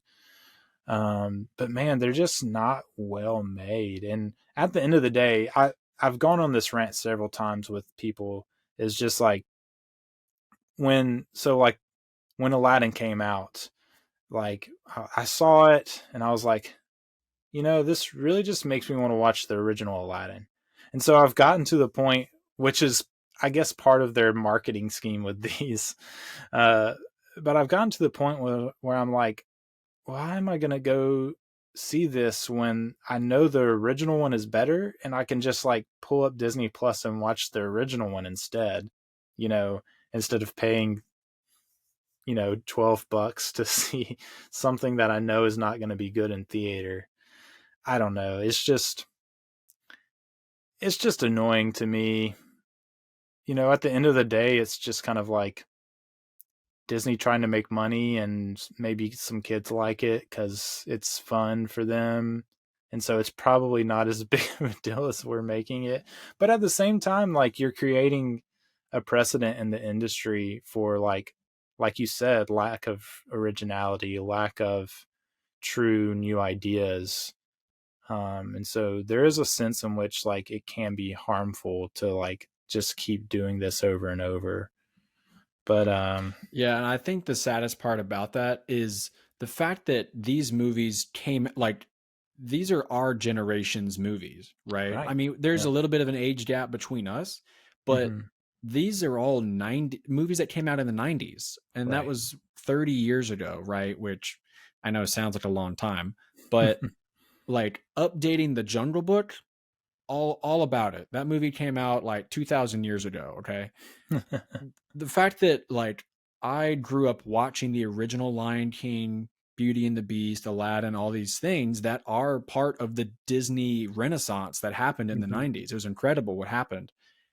And the fact that it's not that much time has passed to where these stories have either been forgotten or they really need to be updated. But yeah, I think it's just a total cash grab Yeah. to go after these IPs that Disney have in their catalog that they Mm. know will make money. And yeah, as a fan, as a longtime fan of Disney, it's like, what else? What can you do? I mean, you Yeah. can, I guess, stop going to see their movies. I just don't know what But the other people true still are antidote. going to. Right, other people are going to go, so it's like unless you have this massive boycott or investors step up and they're like, we don't want this anymore, Yeah. what kind of change can you really do? I mean, it's fun. I guess it's fun to complain about it. But at the Yeah. end of the day, like what is truly going to change Bob Iger's mind to Yeah. not want to make money, you know? Yeah. And it's interesting, the theater is like, as an industry, is just like kind of in flux right now. And people were kind of like, I don't know, I think some people were serious and some people were like half joking of like Tom Cruise saved the movie theater last year. And like, yeah, like you can kind of say that jokingly or tongue in cheek, but there is a sense in which like he made it was like a remake, but like he did something that was like interesting and like that you had never seen before. Like you had never seen like planes shot in that way, like to that quality flying before. So like there's a sense in which like, oh, like this is a movie that like I need to go to see in the theater because it's something like special and unique. Um and so it might just get to the point where it's like enough people are just like, why would I go see this in theater when I can pull up on Disney Plus like in a month? Uh, and like the movie theater industry just like having to go through like a dying period where like nobody's going to the movies anymore because like I've seen all these things you're doing before. Why would I pay so much to go to a theater? Where maybe that's what it's going to take to really push the industry to like start making interesting new things again. That's what I loved about Everything Everywhere All at Once. I don't know if you saw that, but like Yes, I it was did. so It was awesome, unique and dude. interesting and like just like I walked out of the theater and I just thought to myself, I've never seen anything like that before. And that's an incredible experience to walk out of a movie and think, it's just like I've never seen anything like that before, and I might never see anything like that again or experience that again. And man, just you don't get that with a Disney live action remake. Yeah, absolutely. That was a once in a lifetime kind of film. Yeah. And it was so refreshing. And I think people have been praising it for so many reasons because the industry is in this state of sequels, spin-offs, remakes. How many times can we tell the same thing over and over again before people get sick of it? And Mm-hmm. so that movie was just like off the charts, original, creative, Mm-hmm. uh like controversial in some ways, but nonetheless just like visually engaging. Yeah. um yeah, dude, that movie is incredible. I did a Yeah. video talking about why it won the Oscars Yes, because I it watched like, that. yeah, Yeah. it won 7 Oscars, which is like winning 1 or 2 is a good night for any film or studio, but to win 7, I mean, that's a big deal. And I It think is a that was a big deal, real especially that's for a a movie like that. That's very yes. not an Academy style of movie, Yes. you And know? I think that was a wake-up call to a lot of creative people in Hollywood to say this is how you make something original, clever, and and like you can be rewarded for that. You don't Mhm. have to go the route of cash grab, let's repeat, rinse and repeat, that kind of process. Right. Yeah, and as soon as I walked out of the movie, and I've stuck to it since. I texted some of my friends, and I was like, "This movie will be like a decade defining movie." Like, and I still believe that. I think it will be like a decade defining movie for the 2020s. Like, people will look back on the 2020s and they'll be like, Everything Everywhere All at Once, one of the movies of that decade that kind of defined it and set it on a trajectory. So hopefully, alongside some of these Disney remakes, we can get more movies like that, that really make me want to go sit in the theater to watch it.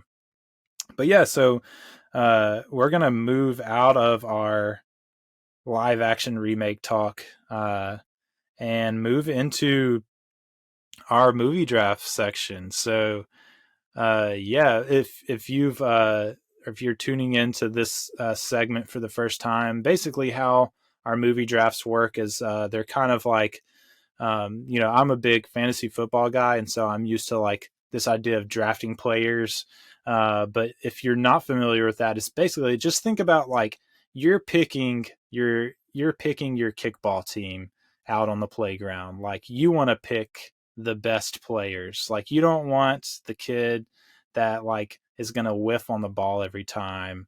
You want the kid that's going to like kick that thing way out into the outfield, and get you some runs in. So maybe that's a better analogy for some people of how this works. But basically, we're going to be drafting Disney animated classics to kind of go along with our Disney talk. Now, Disney animated classics, it's not just any animated Disney movie. Disney kind of has these movies starting way back with Snow White was the very first Disney animated classic, quote unquote. And they have through the years they've dubbed these specific movies as they've released them. These are our animated classics. And so at this point there are 61. The first, obviously, like I said, being Snow White, and the most recent one was Strange World, which came out last year, which I have not seen. I have not seen Strange World. Yeah, I did not see that one either. I don't think Yeah. it got a lot of good press when it came out, Yeah. and I think that really hindered people from seeing it. Yeah. So, And then, yeah. yeah. So I have actually seen almost all of these. I'll get to why in my recommendations section. I Okay. have a fun recommendation, but I think there's only 4 that I haven't seen, Wow. out of all Dude, of that's these. crazy. Yeah. So, I mean, hey, I was a Disney child growing up too, so yeah, I think absolutely. we may have some overlap. There are a couple in there from maybe like the 70s and 80s that I just totally missed. Yeah. But I'm pretty familiar with this list as well. Yeah, so we're going to jump into it. Harry, you're the guest for today, so I'm going to give you the first pick in the draft, Oh, you shouldn't do which that. it comes back to bite me too, in past drafts. So Yeah, yeah, go ahead. Number one. What dude. are you picking? Man, my all-time favorite animated movie, just so happens to be a Disney classic from the 90s. I grew up watching it. It was so important to me as a child that I would literally act out the characters. Yeah. But so I'll explain in a sec. I'm drafting The Lion King as Yes. number one overall, Yes. like no contest. And I'll explain that I was a child acting out as a lion. Okay, that's how important it was to me. Like I literally would crawl around on the floor with a friend of mine, and I would be Simba, and she would be Nala, and Mhm. we would just like act out the movie because it was so awesome. It was so epic. I mean, Hans Zimmer composed the Oh yeah. score, one of the all-time great composers, composing for a children's movie. It's a combination that you would never expect, Right. but it just creates this epic children's like masterpiece. And I watched it a couple months ago, and I was just reminded as an adult like how special it is to me. So Yeah. I'm drafting that one overall, first overall. Yeah, I mean, that to be honest, that probably would have been my number one pick too. I grew up with The Lion King. I think I was 3 years old when The Lion King came out in '94, and so, man, I grew up just watching this movie, loving it, and actually recently, when my son turned 4, we were like, "Hey, when you turn 4, we can do like a movie night," and we watched The Lion King for his movie night. So he's like watched other movies before, but that was our first time. It's like he gets to stay up late a little bit later, eat some popcorn with us, and watch a movie. And man, he actually got a Simba, like a stuffed Simba for Christmas, and he sleeps with it every night. Like he loves it. Like he'll walk in the room and be like, "Daddy, look," and he's like, like kissing his Simba. Like That's so great. yeah, The Lion King is special to me from my childhood, and it's cool to see it. Like my son like loves it too already, like at 4 years old. So yeah, you know, great choice. I'm gonna go with another one from the '90s as my number two choice. It's actually I've been working on a rankings list for all these, and I actually had one move up to number one that I'm gonna save because I think I can get it later in the draft. Okay. Okay. But it actually moved above Lion King for me, just as an adult. Trying to put my nostalgia aside, I Sure. moved it up to number one. But I'll get to it. I think I can get it later. But I'm gonna go with my number three on my rankings list, and that is Beauty and the Beast. I mean, it's just it's just an incredible movie. The songs are incredible. The story is interesting and engaging. Um, Angela Lansbury, like, I don't know when the last time you like listened to that like main song. Is it just called Beauty and the Beast? I think. I think Um, so. I but should know. I should know that because this is like probably my second favorite animated yeah, movie. yeah. So I mean, I, I actually like really like tuned in the last time I heard it and like listened to the words, and it's actually like an incredibly written song. So yeah, Beauty and the Beast. I'm making my wife proud. It's her favorite Disney movie. So um, she loves reading books, and so she's like, "I am Belle." So That's making her great. Hey, proud. that makes you Yeah, the beast, right? absolutely. Let's So go, Eli. rough exterior, handsome underneath. Um, but yeah, Beauty and the Beast is going to be my number one pick. So where are you going to go number two?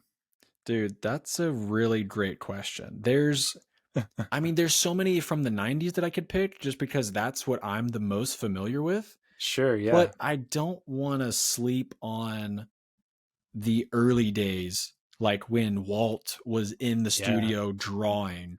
Yeah, absolutely. So I don't know a good spot for this one, but this one is Walt, if I remember correctly, it's Walt Disney's last movie. It's the Okay. last one that he was involved in, and it was it has just such a classy animated feel to it Mhm. that as a kid it's recognizable even to like young children that like, man, this is just special. And Mhm. I'm going to go 101 Dalmatians, Oh yeah. but I think I want to draft it like number 4. I don't want to, I want to leave some room. I think there's some better ones in there, but I just really want to get this one on the list before I forget. So I'm going to Yeah, take sure. 101 Dalmatians at slot number 4. Okay.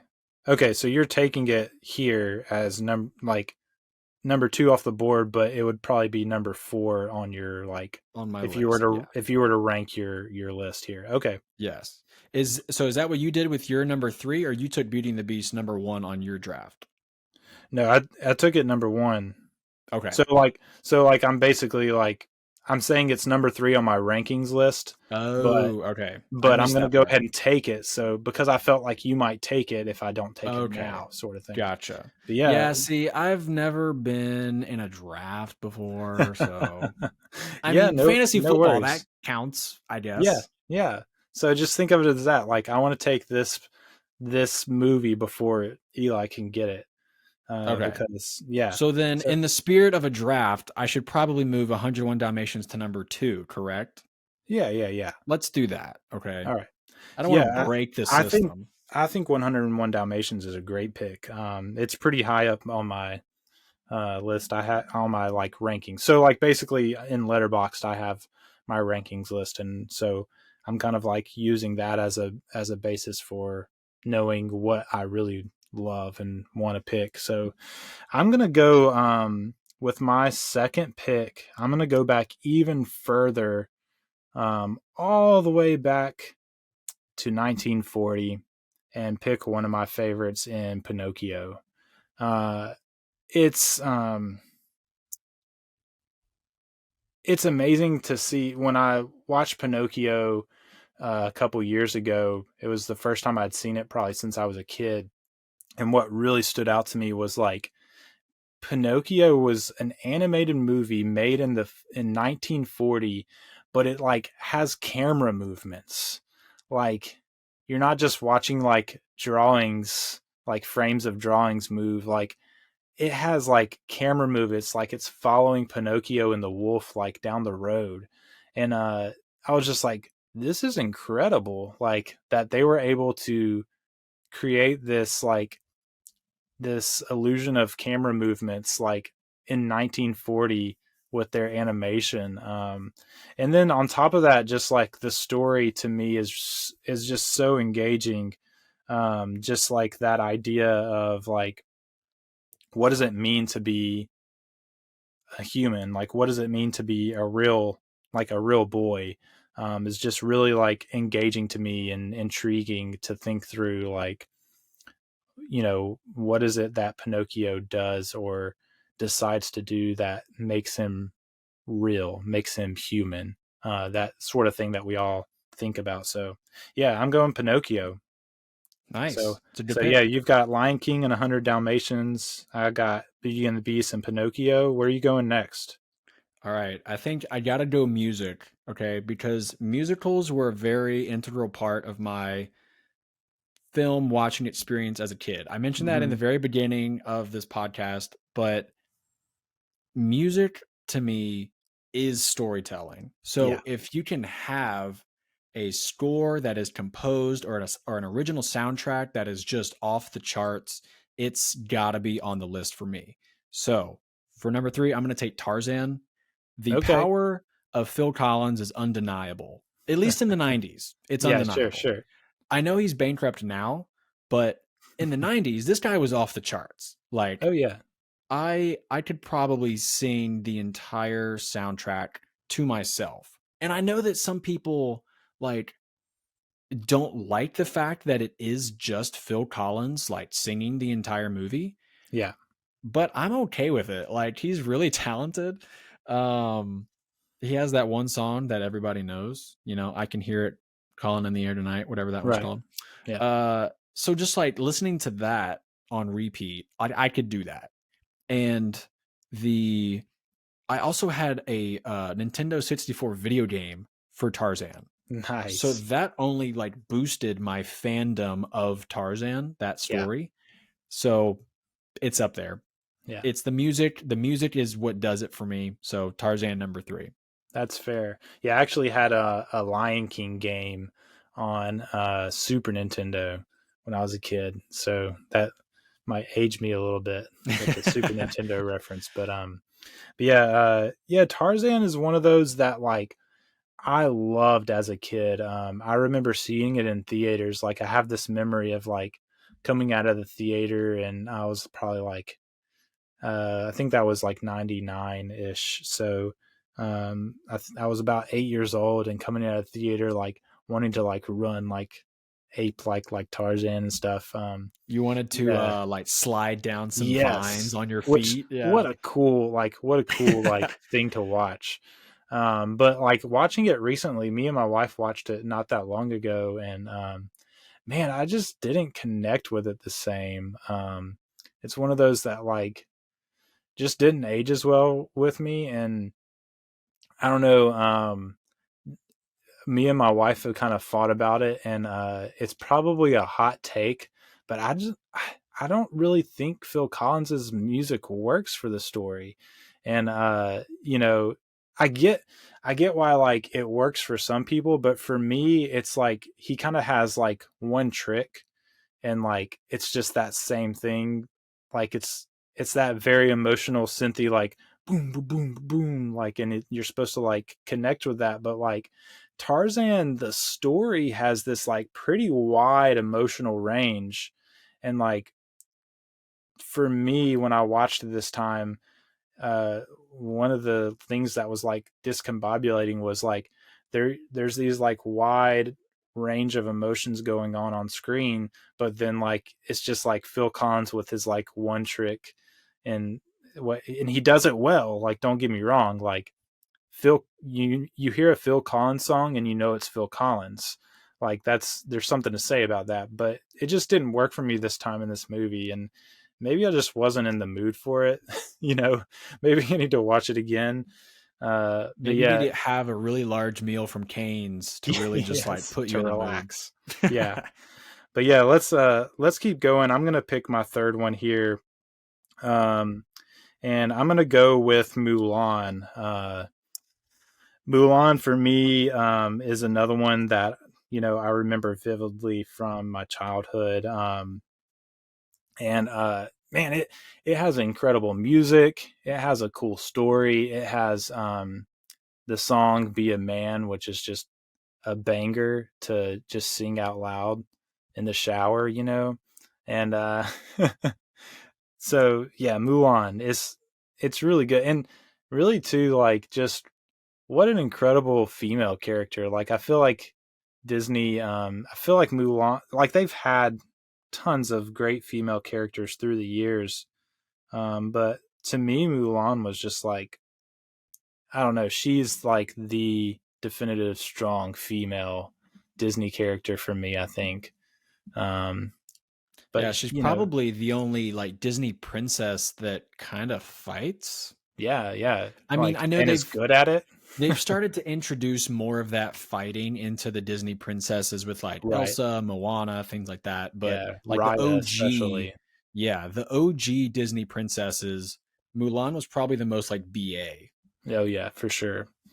So yeah, that's my pick. Going with Mulan. Yeah, that's a good one. Also, soundtrack Yeah. is fire on that one. Oh, yeah. Plus Eddie Murphy as playing a dragon. Come on, who would not be a fan of that? Yeah. All right, where are you going next? This is your fourth pick.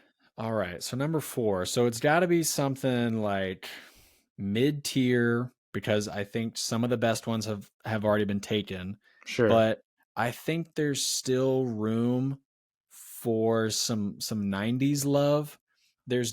I might be able to get some older ones in at the very end. So I think I'm going to try to work some more 90s in All right. before you sweep them up. Um I think Pocahontas was legit as a Yeah. child. Like because I had super blonde hair as a kid, I like thought I was John Smith. Yeah, sure. Um and yeah, I just like uh that is another one. I think the soundtrack for I think pretty much all of my picks at this point has been a central theme. So that Sure. could Yeah. be a tell of like kind of where my head is at for most of these movies. Yeah. Um Yeah, but Pocahontas for me is like the thing I like most about it is the music. So, yeah, yeah.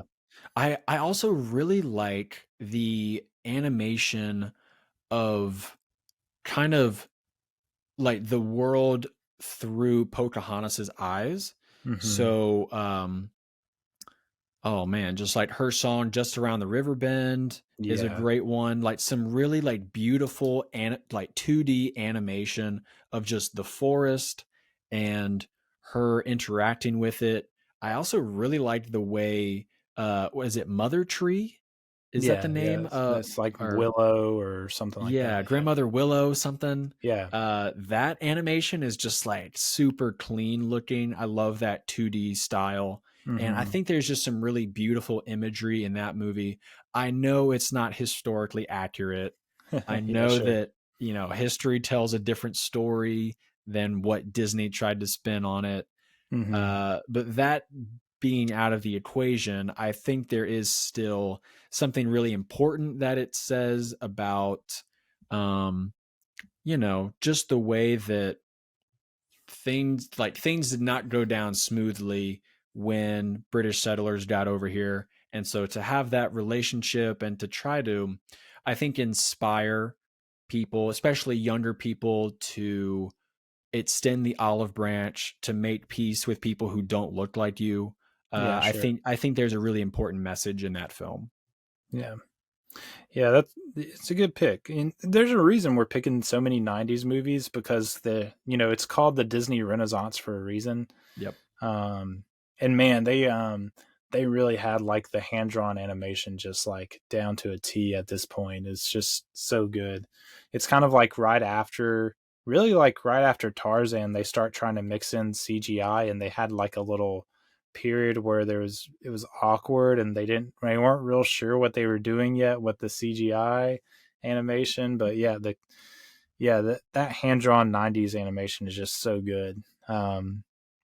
Yeah, I'm struggling here. I have some that I have ranked higher, but I really want to give some shout out to some more unique stuff and something that I've always like felt was just really fun and interesting, like uh something that really intrigues me or like makes me like think about the possibilities of like what art can be is Fantasia. So this is my second movie from 1940. Um, Man, it's that series of shorts set to music with a live orchestra playing. And it's just like this idea. You'll have the commentator kind of come on and say, this is like what the song is called, and this is what the Disney animators were thinking about when they listened to this song, and so now you're going to see it, and then you get to watch like what these animators imagined to this music like on screen. And to me that's just like it's really cool, and I think it's cool. You know I'm interested one day to show this to my kids and see, if they might, I don't know, they might just think it's boring, or maybe they're like will be able to engage with it and like see new possibilities of like what art can be like and how different art forms can mix. So yeah, I really love Fantasia. I think it's just a unique movie in the Disney animated classics for sure. Yeah, that's one that is there's very little dialogue, if I remember correctly, right? It's just like a symphony. It's like an orchestra the Yeah. whole time, right? Yeah, so there's most of it is just like the music, and then you're watching like there's a story playing out in all these little, it's basically, a series of shorts for all intents and purposes. And there's definitely like stories that you're watching play out, but it's almost like watching a silent film to a degree. So yeah, it's really cool. Yeah, where are you going with your fifth pick? All right, I think it's time to throw it back. Some oldies, but some goldies. I think I gotta go. Man, There's like three or four that I could go with, and I I could run the risk of being canceled for this pick. Okay, but I think I gotta Just do do it. it. I gotta go Peter Pan for number Okay. 5. Okay. Yeah. I know Peter Pan has its problems. Okay, Absolutely. It does. they We all know it. it has some problems in it. Okay, we all have a little bit of problems with us, right? Like none of us are perfect. We all have some things that we've done or said that we regret, right? Right. That shouldn't diminish the imaginative capability that the like overarching story of Peter Pan is. And Mm-hmm. there's a reason why it's been adapted and redone so many times is because it is like the ultimate kids story. The Sure. idea of Neverland, the idea of not growing up as a Mm-hmm. kid, I mean that's just like heaven, right? Oh yeah, for sure. Having an arch nemesis who is a pirate with a Yes. hook for a hand, like Yes. these are all things that kids dream of in their head without ever like really saying it. And I think Peter Pan as a story, if you can look through the issues that it has, it's one of the all-time like classic children's stories. Yeah. And I know that is Peter Pan one of those grim stories that Disney adapted? I'm not sure, honestly. Because I know I don't that know where their Disney, original story came from. yeah, I'm not familiar with the original, like who did it first. I do Mm-hmm. know that Disney has adapted grim stories, Yeah. which you know, uh, I original want to source say material is no, much but darker, but I don't think this one is. yeah.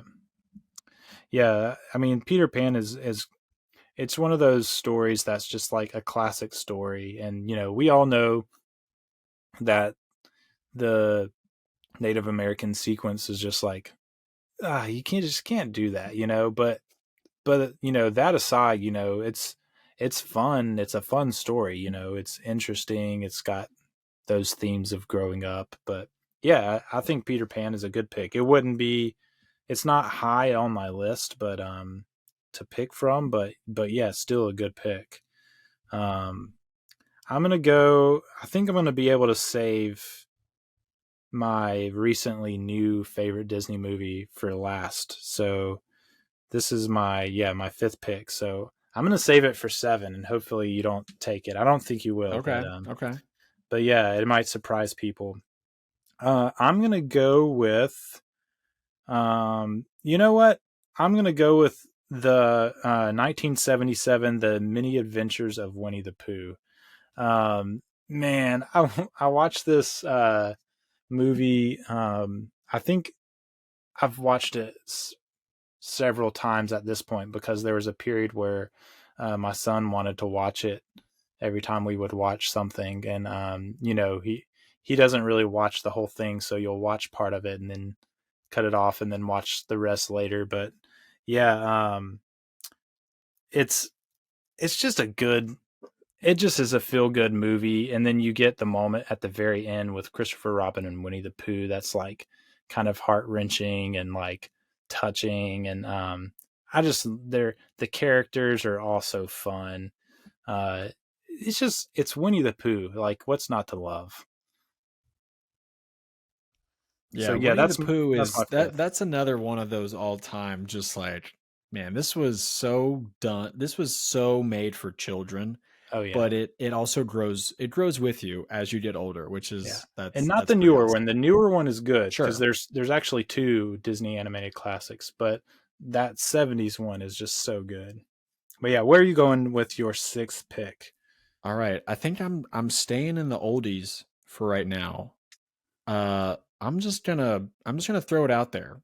The Rescuers. Okay. This one, there are probably 2 other people. No, I'm gonna say one other person who's my age who has seen this movie, and it's my sister. Okay. And the reason why is because this movie is not it's it's not on anyone's radar, okay? Yeah, The only sure. reason it's on my radar is because like we were just a Disney house growing up. Sure. Yeah. So anything that like my parents watched when they were younger was on, okay? So Yeah. now my mom, obviously this movie came out in the 70s, right? Yeah, it was 77. Same year 77. as Many Adventures of Winnie the Pooh. Yeah. So yeah, my parents were not like they weren't kids, they weren't babies in the mid 70s. They were like elementary school age at that point, I believe. But yeah, I think that's the reason this movie trickled down to us is Mhm. because like they liked it, so they Sure. were like, "Hey, watch this." Yeah. And I mean, I think it's a really cool adventure. It's one of those just very simple uh not too much to handle kids movies, Yeah, there's and not like a lot that it's just like an adventure movie. it's a very simple Yeah. and gentle adventure movie from the 70s about mice Yeah. who help a girl escape her crazy aunt who wants to abuse her to get a diamond. Like Right. it's so straightforward. There's nothing complex about it, and I think it Like has a bizarre real but straightforward. yes. She like rides alligators. The crazy Yeah. aunt like rides alligators like for fun. Uh which they should probably remake that and like put it in Lafayette or something. Like make Yeah. that the setting. They could That'd be shoot it. fun. I'll be an extra in that. Yeah. But yeah, I mean, that's my number if 6. Disney's going to make all this money off these remakes, then might as well get some of it. Might as well. Yeah. But yeah, so Rescuers, okay. Um, that's one that I watched in the not too distant past that I thought was fine. I thought it wasn't terrible, not my favorite, but it is just a very simple story for sure. Yeah. So this is my 6th pick. We're nearing the end here. I feel like,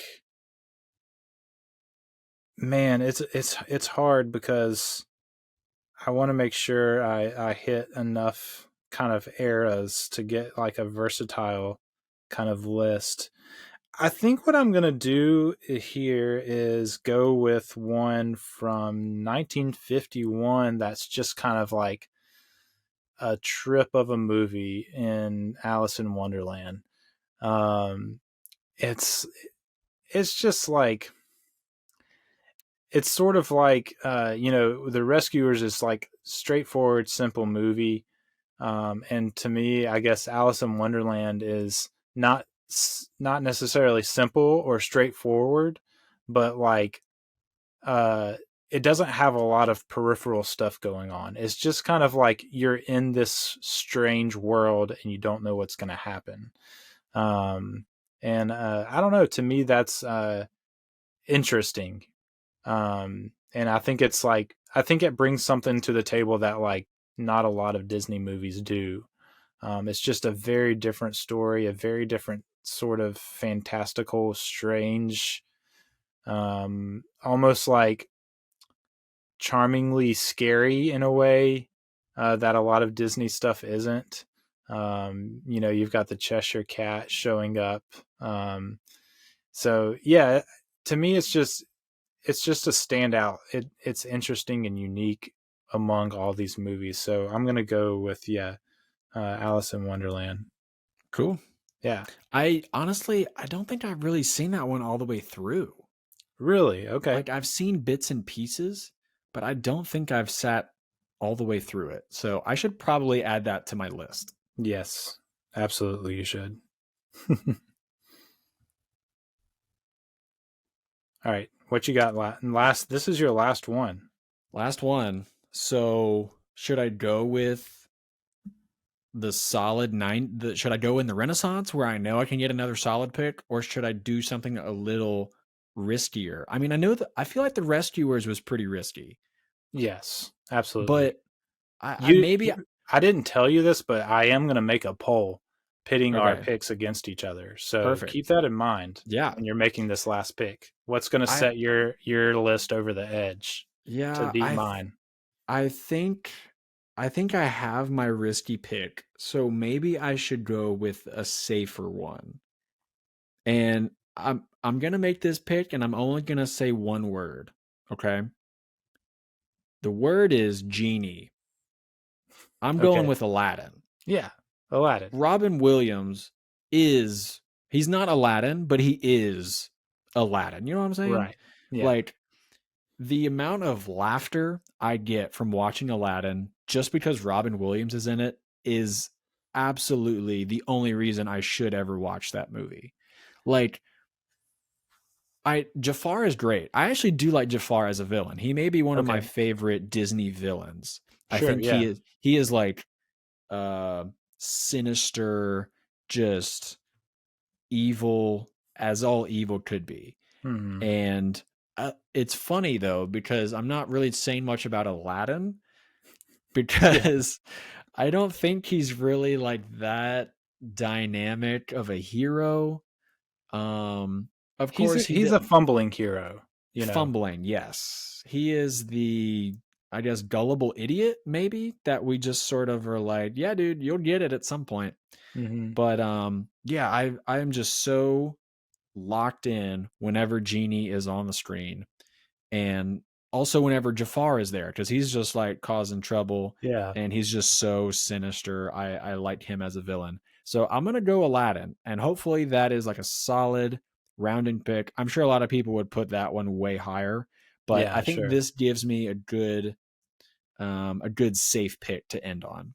Oh yeah, for sure. And there's Aladdin's another one with just great songs.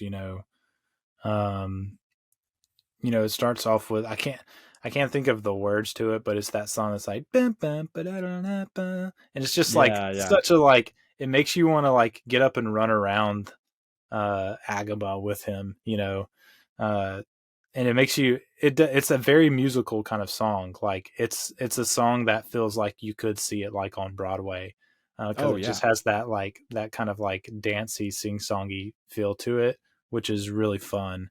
But yeah, that's probably my favorite song in that movie. uh I don't know if that's a hot take or not, but I mean, I know there's a whole new world, but that might be my least favorite song in the whole movie, to be Yeah. honest. That's fair. I mean, Yeah, Genie's song is great. I yeah. think that one's probably my favorite. Yeah, so there's a lot of places I can go here. I've been going off my rankings list, which doesn't include all of the movies. So there's some newer ones that I really love. Like Big Hero 6 is just, I love that movie. It's such a good tale of like sacrifice and like doing something for a friend, like sacrificing yourself for a friend. And Moana to me is just like an incredible movie about like calling, like something like beyond yourself, like out there, like calling you to something greater. And yeah, I love Moana. But I'm going with something that might hurt me. I have this tendency in these drafts. Like I make these picks that end up coming back to bite me. We'll just see. We don't know how these polls are going to turn out, but we'll see what the people think. But I'm going with actually another '90s movie in The Hunchback of Notre Dame. Uh, I was blown away. I watched this recently. I believe when did I see this? It was like a couple months ago. Me and my wife watched this, and I was blown away. First of all, by like the just the way the camera moves through this like animated world. It's obviously like you've got these grand buildings and the camera's like moving through them, and it's actually like pretty well done animation, and like I think it has the best character introduction that I've ever seen in a Disney movie, with like the Bells of Notre Dame song, like um, introducing Quasimodo. It's just like, man, it's just an incredible movie, and it's very mature. I think is the thing that struck me the most. Like, it's dealing like very seriously with these like very religious themes, um, and I just was very struck by that. And it dealt with it very maturely and um, meaningfully. So yeah, that's my pick that has become one of my new favorite Disney movies here recently, The Hunchback of Notre Dame. So I'm gonna read back our lists, um, and we will be putting a poll out so the people can decide who drafted the best Disney animated classics list. So Harrison has The Lion King, 101 Dalmatians, Tarzan, Pocahontas, Peter Pan, and The Rescuers. And I missed your last one. I didn't write it down. It Your was last one Aladdin. was Aladdin. So yeah, that's a great list. I Thank think, you. Thank you. I yeah. spent a lot of time crafting it. A lot of thought went into this one. Yeah, so my list is Beauty and the Beast, Pinocchio, Mulan, Fantasia, The Many Adventures of Winnie the Pooh, Alice in Wonderland, and The Hunchback of Notre Dame. So, yeah, we'll put a poll out and let the people decide who has the best list. Yeah, so we're going to wrap things up with our recommendations of the week.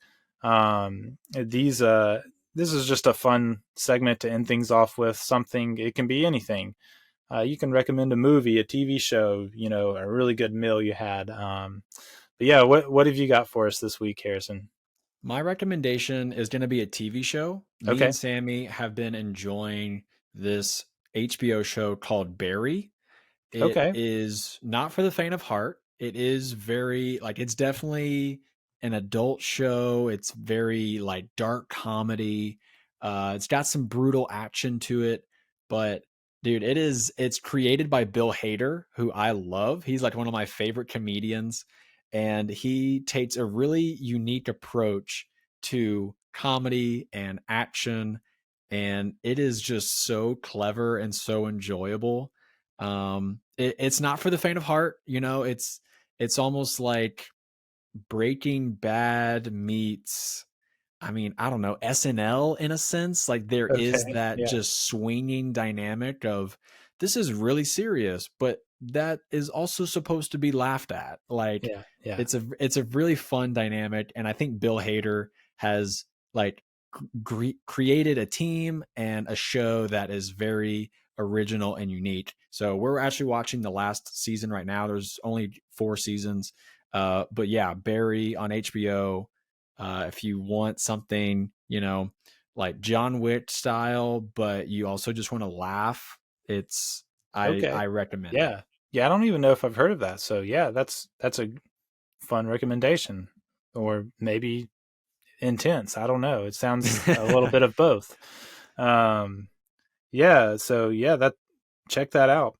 My recommendation, it kind of relates to our movie draft. I had mentioned my rankings. I've actually been over the past like several years. When you have kids, it kind of slows things down. But my wife and I decided when Disney Plus first came out. So I mean, I guess it's been like 4 years, because that was like what, 2019 when Disney Plus came out. We've been slowly but surely watching through all of the Disney animated classics in release order.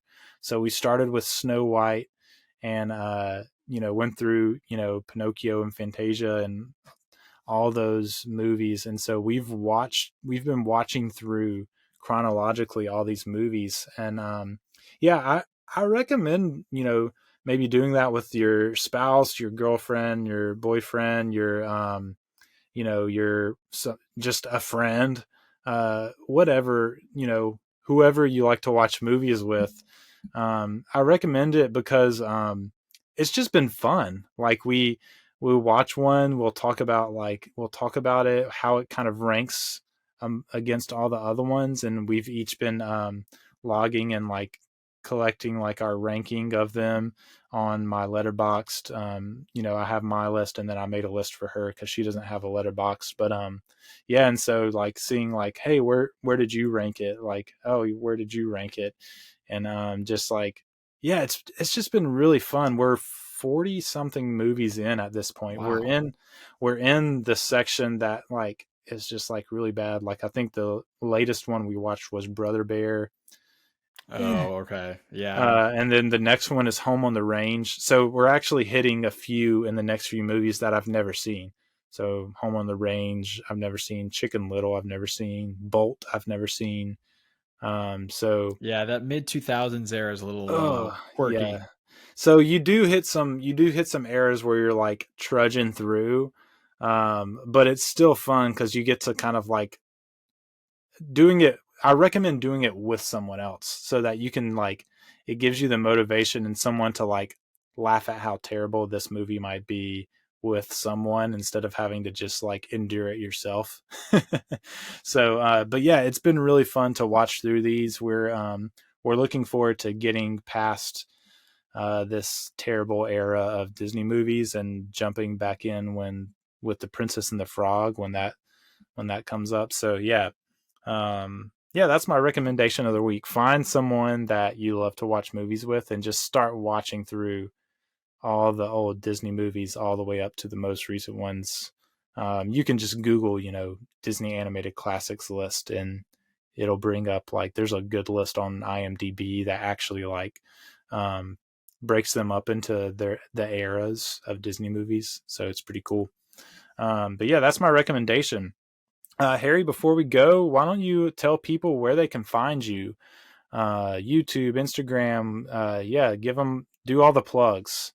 Cool. Definitely check out my YouTube channel. It's called @Harry's. It's spelled AT space and then Harry. So there's no @ symbol. But yeah, I'm on YouTube making videos almost every week talking about movies. I've actually been doing a couple movie reaction videos, which has been really fun. Yeah. You can also follow @Harry's on TikTok and Instagram. I post short clips on there as well. And you can also follow me on Letterboxd. I do movie reviews in about 5 words or less on Letterboxd, which is just like a fun challenge for me. And I've been enjoying that. Yeah, that's cool. Yeah, and I'll make sure that stuff is in the episode description so you can find links to all that there. But yeah, it's been great having you on, Harry. I look forward to having you on again in the future and digging deep into these movies. But that's going to be it for this week. Next week, we're going to be covering The Life Aquatic with Steve Zissou. So we get to look forward to that. But yeah, that's all we have for today. Thank you for joining us with the Establishing Shot. And we look forward to seeing you next week on the show. Take it easy. Thank you so much for joining us on the Establishing Shot today. We hope you enjoyed the episode and got a lot out of it. Make sure before you go to like and subscribe on all your podcast platforms, and especially on Spotify and Apple. If you could leave a rating and review, that would greatly help the visibility of the podcast, and I would greatly appreciate it. Again, if you go to establishingshotpod.com, you can find out all you need to know about the show, where to find us on the social media platforms, where to find us podcast-wise, YouTube, and you can even leave a voicemail there on the website on the right side of your screen. So click that if you want to give a comment or ask a question about the show. Just feel free to leave a voicemail. We'd be happy to feature that on the show. And also, if you just want to email, rather than leave a voicemail, you can email us at establishingshotpod@gmail.com, and we would be happy to answer your question there or feature a question or comment on the show if it pertains to the episodes. So please do that, and we would love for you to join the Establishing Shot family. You can again find where to do that on the donate page at establishingshotpod.com. We hope you have a great week, and we look forward to seeing you again next time. We were happy here. For a little while. But look, I figure it this way. Better to be king for a night than schmuck for a lifetime.